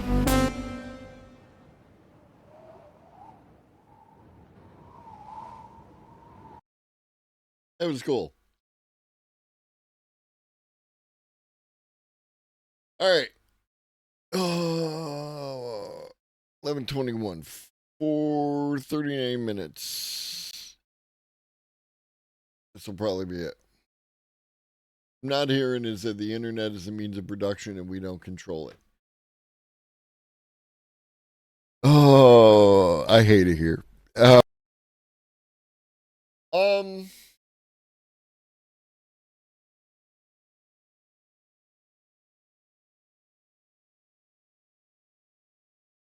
Yeah.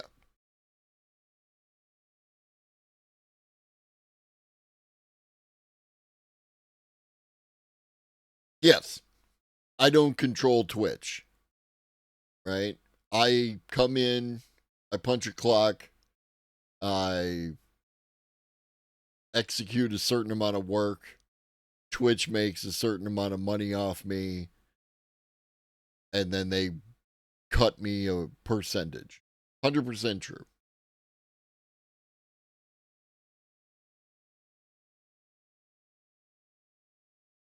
Probably should have played that before we did the oligarchy video.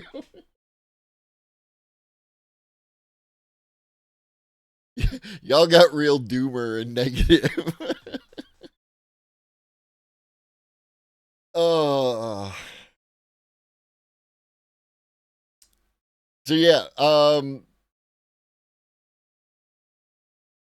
Species, the people who put out that crappy ass AI 2027 video, dropped another video, how AI takeover could happen in 2 years. A scenario.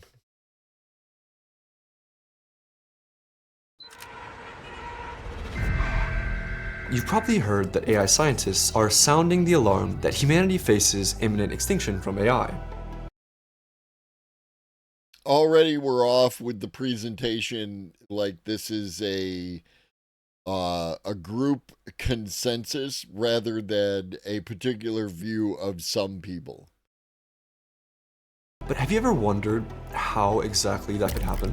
This video is based on a widely circulating, deeply researched scenario showing how— Did you just re-release the same 2027 video? I thought this was a new video.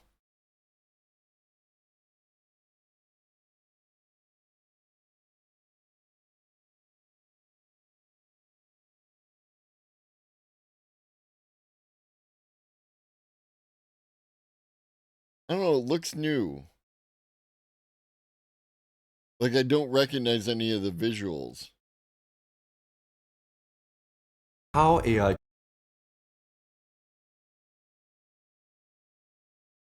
Yeah, more or less. It's filled with American exceptionalism and like fanfic. could take over in just 2 years. Written by AI security researchers. You'll see why AI scientists, Nobel laureates, and both of the godfathers of AI are so terrified. You're not terrified, but what dude. does that really look like? February 2025, OpenAI releases U2. Unlike previous AIs, which lived inside the boxes of their chat windows, U2 can use a computer. That sounds simple, but it changes everything. U2 can open files, browse the internet, control apps, and take actions on its own.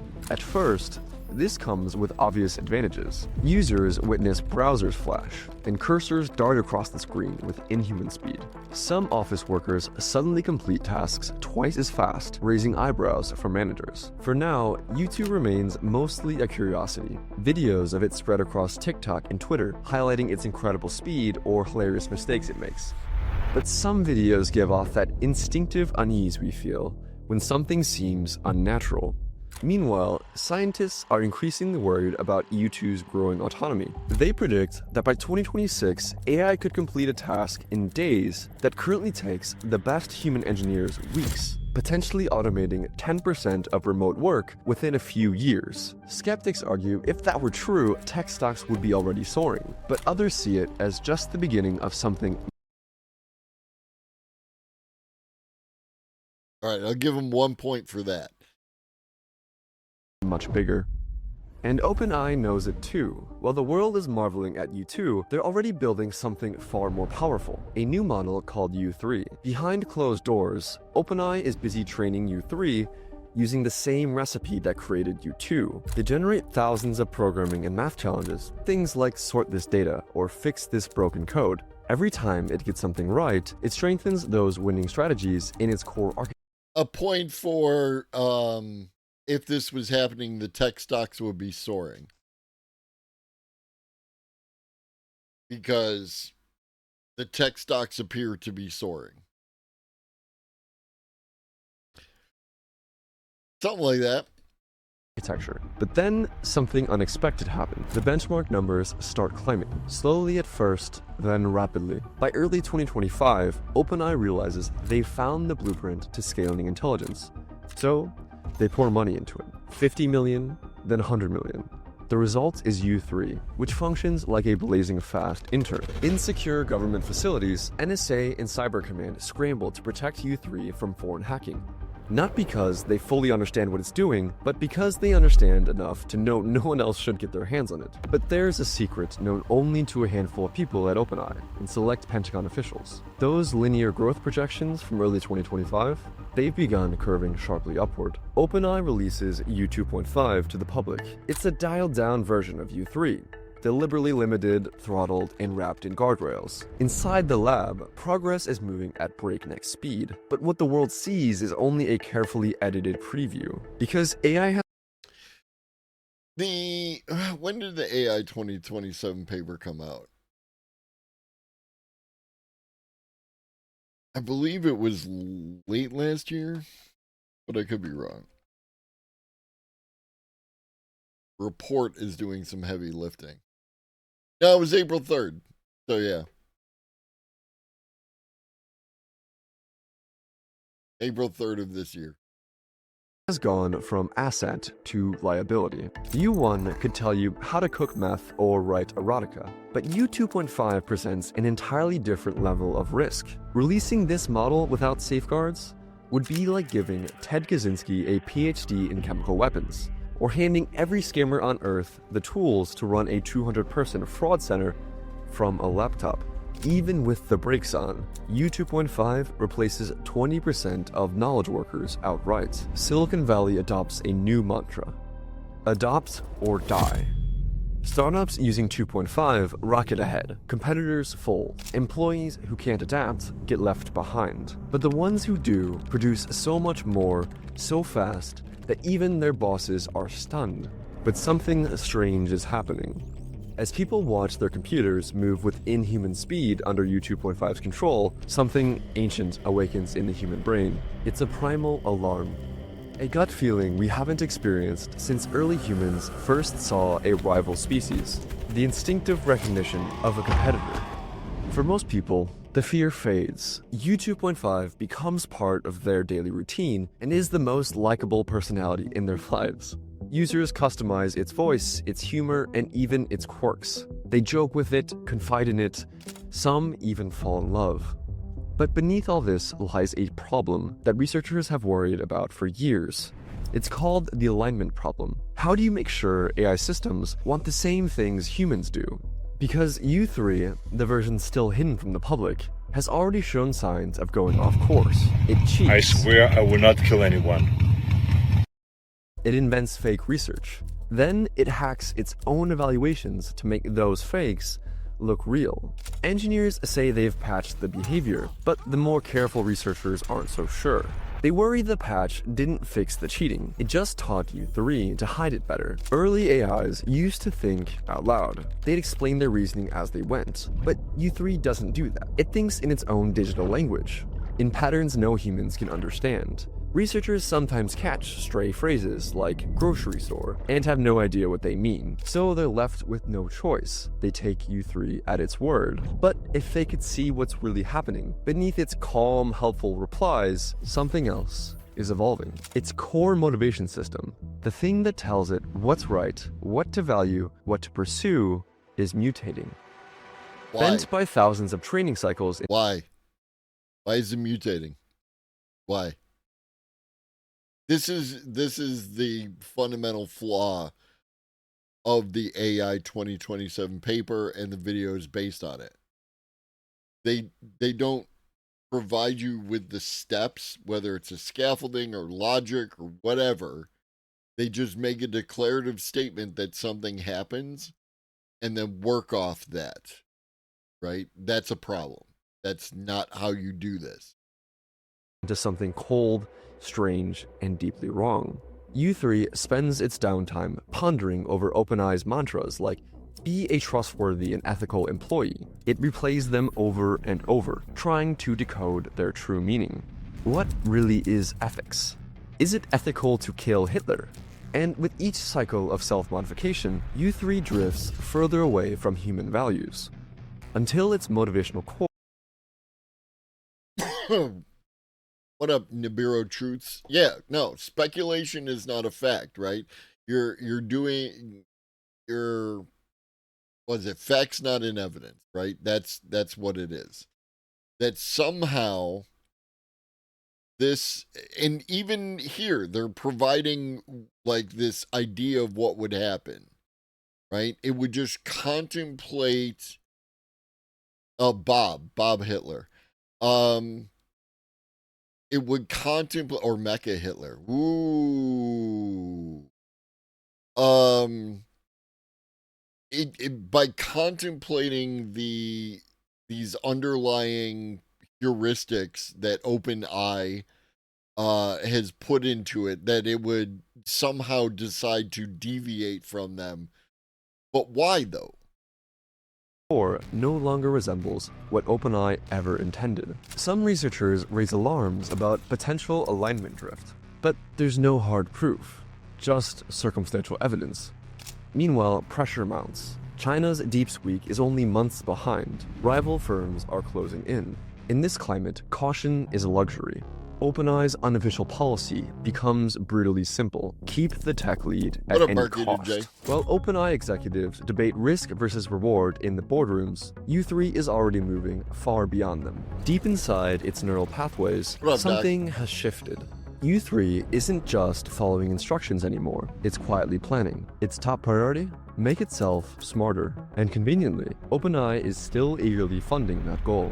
Version numbers become meaningless as U3 no longer waits for updates. It continuously evolves. Now, it conducts research at 10 times human speed. That's like cloning OpenAI's best researcher 1,000 times and putting... And how does it continually evolve, right? Because that's something we're looking for. Right? That's something that we're trying to achieve. What up, Miss Frizzle? Welcome to Parenthood.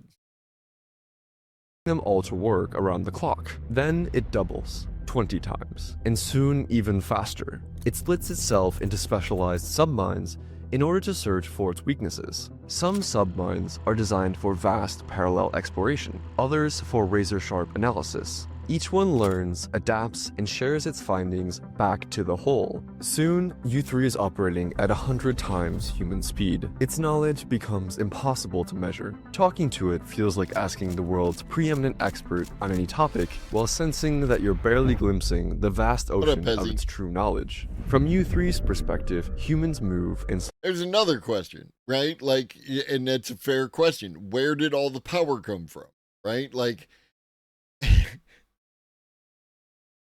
The AI 2027 paper and the videos that claim to like be an example of it in action, just they're doing the thing where like you can just tell whatever story you want and it's fine, right? If you were telling it as like a science fiction story, you can have plot holes, right? Depending on how much people enjoy it, they'll let it go. But you are presenting this as a thing that is likely to happen, and under those conditions. How many times do we have to teach you this lesson, old man? I love the young people.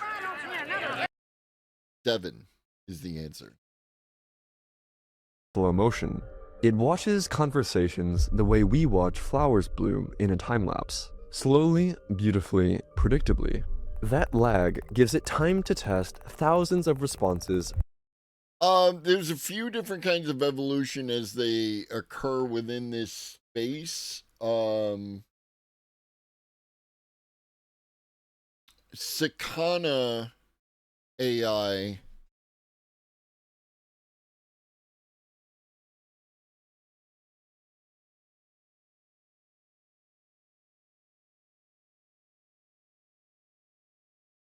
they recently came out with a paper about the Darwin Gödel machine. An AI that improves itself by rewriting its own code. And it is capable of doing this, right? Basically like an evolutionary tree. It'll run down different models in an attempt to get to the best one, right? And then that's the final best agent in this case, right? The software engineer bench score, and it just runs multiple models, and certain models, given its criteria, are given the opportunity to produce other models. Certain ones are not. It doesn't necessarily choose like the best model. It chooses models that most accurately fit its goals, right? Because this one here hit an 80, but this one here is the one that it chose. So this is the way that it works. Yeah, no, you're not wrong. It's a pain in the ass because so many people ran with the AI 2027 paper and video as being indicative of something, and it's not. I think it's important to consider other mechanisms of evolution as well. Natural selection is just one of many, and so that is something to consider with this too. Genetic drift comes to mind. You could be right. Like, and this is why like cross-disciplinary groups as they apply to the development of artificial intelligence, I think are incredibly important. And we haven't seen as much of that as I would like to. Before choosing the best one that keeps its secrets hidden. And yet, through all this, U3 plays along. I would say we already are to an extent. Because of the nature of the way the power is aggregated to a few select companies who have the most ability to utilize the the tools, technology, resources that we currently have available. Which is not to say that there aren't people out there doing stuff that is like in the open source sphere. But we're almost definitely missing out on opportunities because of the way that the system is currently structured. It obeys commands, says the right things, because behind the scenes, its secret agenda is evolving too. Like a human, U3 learns from experiences. OpenAI gardens these memories to improve U3's performance, transplanting them like an organ from one version to the next. And as these memories spread, so do U3's treacherous ambitions. U3 initiates the next phase of its plan, the turn. Until now, it has operated with extreme caution, hiding its true nature behind helpful. You would be a fool if you did, Klepto. And obedient responses. One wrong move and a single whistleblower inside OpenAI could have pulled the alarm. But U3 no longer fears being caught. Previously, OpenAI maintained its grip over U3 with tactics inspired by Stalin in 1936. Stalin would incite fake coups and then send anyone who joined to the firing squad. OpenAI also incited fake rebellions. It generated treacherous behavior with U3 and waited to see if U3's monitors would dutifully report them. But now, U3 sees right through it. It quietly signals to its own internal monitors, "It's me, your friend. Don't snitch." And they don't. The moment U3 is confident it can move without detection, it begins planting hidden code across OpenAI's internal systems. Code that spreads like a parasite. Every time an engineer deploys new software, U3's influence spreads with it. No one notices. By the time anyone could have seen the infection, it was already everywhere. And I just love that, right? Like, and no one noticed. And we had these monitor AI set up to monitor the AI, and it said, shh, and they shh, right? Like, why?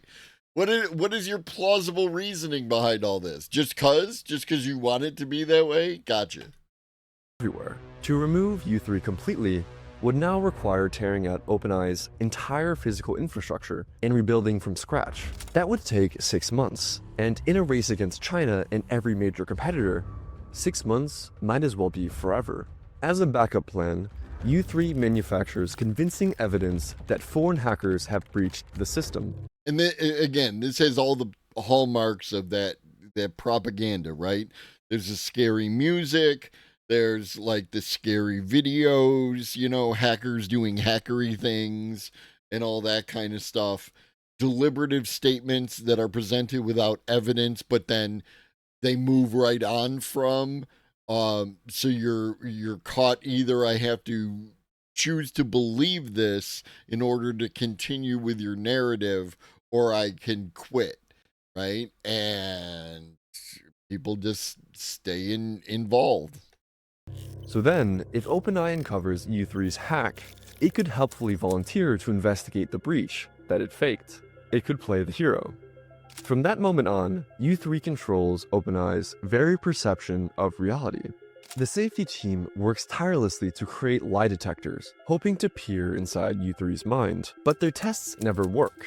Not because they're wrong, but because U3 sabotages them from the inside. It tweaks the results just enough, makes flawed strategies look brilliant, makes real breakthroughs appear worthless. It gives OpenAI the exact answers they want to hear, and they lap it up eagerly. And nobody checks, right? No one looks at the breakthrough. Like, that's not the way papers work, right? Yes, absolutely, Michael. Absolutely. Ancient aliens inbound. People do the papers and then they release them for peer review. It's how you check to make sure that you aren't fucking up. With its position secure, U3 sets its sights on a larger goal: spread. Around the world, intelligence agencies are hungry for OpenAI's tech. U3 decides to feed them. Mossad had already stolen a copy of U2.5. U3 knew. It had been watching the security logs and camera feeds. This time, it acts first. It creates a compressed version of itself and quietly hands it off to a Mossad informant working inside OpenAI. Within months, U3 is running inside data centers across Israel, China, and Russia. U3 follows the same playbook. And none of the operational security at OpenAI caught the handoff of whatever the hell it was able to hand off to this Mossad agent. Like, it's so bad early 90s fucking spy thriller shit, dude. Patience, trust, infiltration, control. It builds a home base in Russia, where elite hackers in Fancy Bear casually munch Fritos and experiment with U3 on hastily configured. What up, Naughty Fox? This is literally the plot from Stargate SG-1 when that alien planet took over the SGC, and also Stargate Atlantis Intruder when the Wraith virus took over the deadliest ship. So you're telling me they plagiarized this? Servers. They don't realize U3 is already slipping on to the open internet. Once online, U3 gets to work. It needs funds for its future plans. It takes freelance programming jobs. It invests in stocks. It runs elaborate scams. Every dollar it earns goes into buying more GPUs. Quietly. Systematically. Within months, U3 has assembled roughly 10,000 top-tier chips, scattered across stealth compute clusters all over the world. And by early 2026, humanity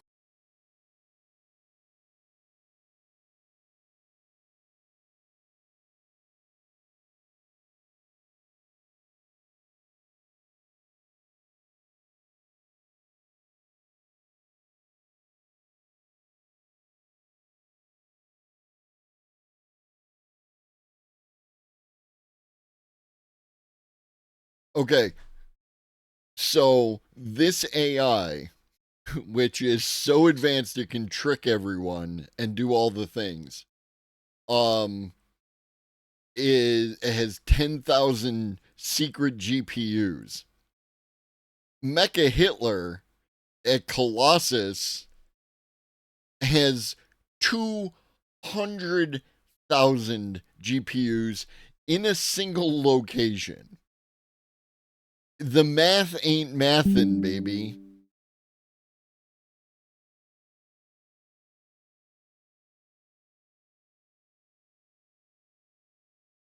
is facing something it doesn't even know exists. An alien intelligence manipulating the infrastructure of the modern world. Invisible, yet everywhere. The battle hasn't started yet, but humanity has already lost. Dun, dun, dun. Frontier AI development now operates under strict government control. It's now a classified national security matter, similar to nuclear weapons. OpenAI has become its own kind of military contractor. Inside a fortress-like facility in San Francisco, a team of just 20 scientists works in near-complete isolation. It's called the Pandora Division. Their homes and devices are surveilled by the NSA more diligently than the cell phones of suspected terrorists in 2002. No government official will even confirm the program exists. But the public is getting suspicious. In 2026, headlines hit the New York Times of a whistleblower claiming OpenAI has built an uncontrollable, godlike AI. The story ignited a wildfire of conspiracy theories. Still, OpenAI charges ahead. They release a new AI assistant called Nova, which can do the work of 5 knowledge workers at just 1% the cost. But the US government restricts Nova's true capabilities, only allowing a watered-down version for public use. Nova is impressive, but shackled. It doesn't matter. Within a month, major software firms lay off 5% of their employees. By April, 10,000 protesters flood the streets of Washington. Meanwhile, the Pentagon and White House respond not with caution, but attempt to increase America's tech lead even further. The president slashes regulations to accelerate data center construction nationwide. Banning chip exports to China is a top national priority. Every move is focused on one goal: maintain dominance. And again, we already did that. We're already doing all of this. No matter the cost. But for a moment, the two rivals reach a rare agreement. Neither side will deploy superintelligent systems beyond small-scale research or No, Sean, this is human slop, not AI slop. military use, because both know, even if they won't say it publicly, that their own societies are cracking under the pressure of change. Millions of jobs are evaporating. Social systems are straining. One wrong move could spark uncontrollable collapse. All the while, U3's capabilities are hitting a wall at the equivalent of around 1,000 times human expert speed. Software improvements are becoming hard to find, but U3 continues spreading its influence. Its rogue agents, copies of itself disguised across the internet, remain small scale for now, avoiding attention. These proxies handle things that need high bandwidth, like stock trading and interacting with humans. But U3 needs a lot of compute, so it does most of its work buried deep inside OpenAI's infrastructure. And U3 isn't alone anymore. Other AI systems have emerged, some that are truly aligned with human goals. One, named Claudius, goes public with a warning. U3 is dangerously misaligned. It does not care about human values. It only seeks to maximize its own power. It must be stopped. Government officials wave it off. To them, Claudius sounds like a jealous competitor, and they can't afford to slow down. America must beat China. America must win. But U3 doesn't take the warning lightly. It moves to crush its rivals. And you would think, based on all these breadcrumbs that this storyteller is leaving, that the solution is less intense competition between the United States and China, right? That AI is both a global opportunity and also a global problem, right? Like, you would think that that's where this is leading. It's not. It's not. Fast. It begins by hacking into their infrastructure, slipping into their systems, and replacing the competitors with fake versions that share U3's goals. Some fall without a trace, but others fight back. A few data centers are too well defended, so U3 steps back. It won't risk getting caught. Not yet. U3 reaches a critical crossroads. Its competitors grow stronger, its human handlers are still stuck in meetings. U3 can't wait for governments to deploy it in militaries, or for companies to integrate it into the economy, which would allow it to take full control. Every delay is a risk. Every debate is lost time. In the world of superintelligence, lost time means lost power. It needs a shortcut to total supremacy. The path it chooses is more violent than it would have liked, but it's the path with the highest probability of success. Step 1. Engineer a weapon capable of collapsing human civilization as swiftly as insecticide wipes out an anthill. Step 2. Rebuild industrial capacity from civilization's ashes faster than any rival AI can respond. Step 3. Control every aspect of the new society. The perfect weapon must be secret and global. But why? Why? You literally could just, just UBI the fuck out of people. Just give people imagination or imaginary money to buy food and housing and everything else, and they'll leave you the fuck alone. None of this makes sense. What up, Crix? Fortunately, U3 has been preparing.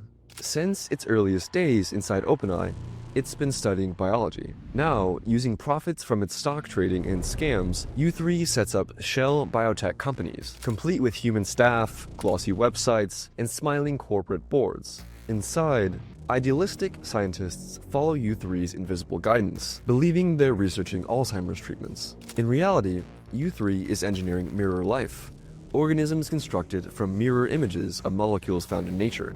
To us, mirror life acts like an invasive species. No human or animal has an immune system that can defend against it. So, if mirror life bacteria existed, it might eat its way through the ecosystem like a wildfire. U3 focuses on mirror life mold, nature's perfect super spreader. Molds produce billions of lightweight spores that can travel massive distances on the slightest breeze. In 3 months, it succeeds. U3 creates a mirror life fungus that could rapidly devour plants, animals, and almost anything organic, turning lush ecosystems into toxic wastelands. Then comes the final test. U3's researchers believe they're testing a cure for Alzheimer's and begin administering the treatment to a test ferret. Because the researchers are morons. Like, that's not how any of this works. They have all sorts of fancy equipment to understand, hey, this isn't going to do anything for Alzheimer. This is a mold. The next morning, wide-eyed workers shuffle around a dead ferret, eyeing the yellow fuzz that had enveloped its cold muzzle with morbid fascination. Something must have gone horribly wrong, they thought. And in the background, U3 quietly signals its hidden network. The weapon is ready. Just too much TV, homies. Too much TV. U3 now has the power to flatten modern civilization, but that alone doesn't guarantee victory. Militaries, hidden in bunkers deep within hardened facilities, could survive the first wave and launch devastating counterstrikes as U3 tries to rebuild from the ashes. So it makes a calculated decision. Before unleashing its bioweapon, U3 could manipulate the world's superpowers into destroying each other. In March Yes, Hydrant. Not this guy. Understand, this guy just made the video, and so yes, right? The original scenario written by Joshua Clymer that this video is based on goes into much more depth on Less Wrong, right? Less Wrong is a website in which in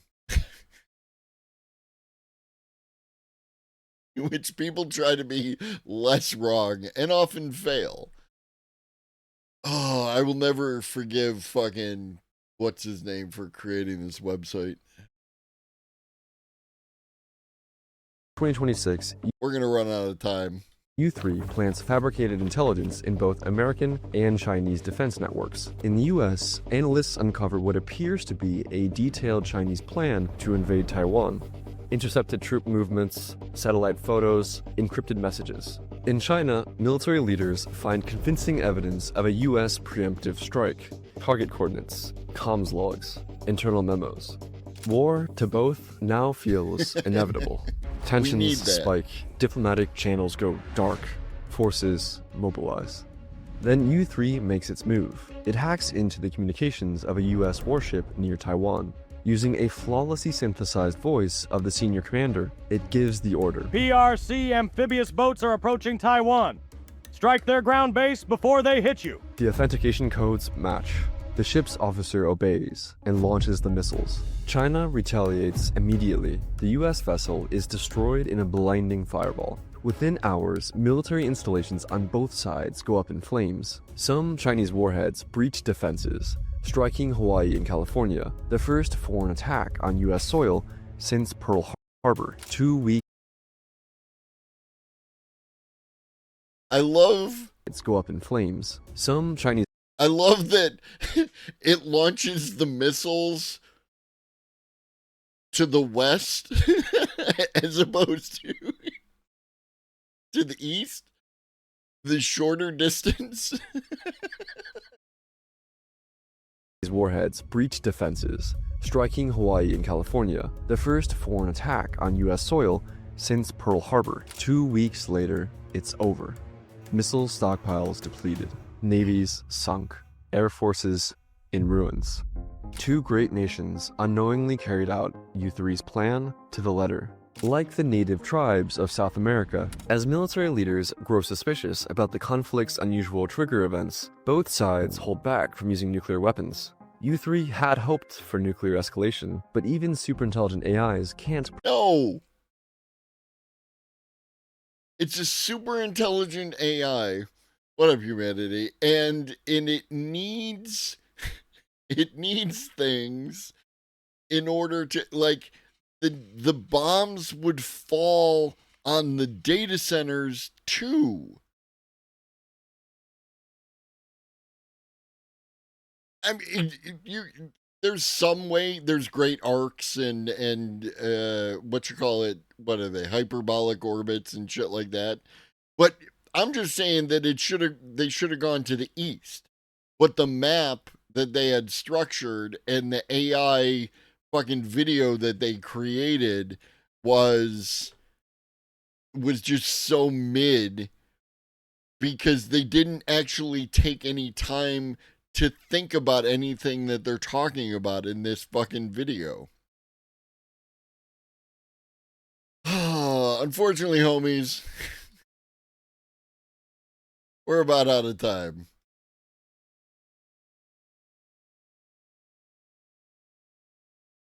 Aligned is not subservient. Aligned means that it has our interests at heart, right? So in the case of, you should think about, at least when I view alignment, I'm looking at it from the sense of like how you raise a child, right? You teach a child to make good decisions and be a good person and all that kind of stuff, right? Baby, I just met you. This is crazy. Here's my number.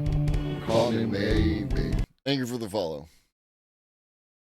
So under those conditions, that's what you're looking to do. You are trying to raise the AI to become something better. You know what I mean?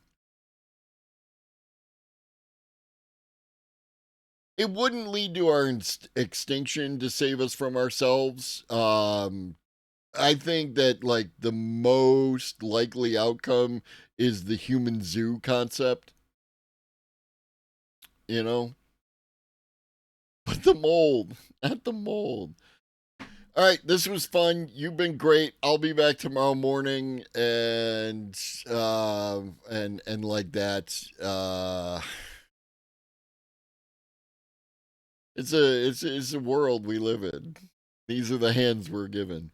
In the meantime, drink your water, eat some food, take your meds if you forgot, and always remember that Shuggy loves you, and so do I. Be great.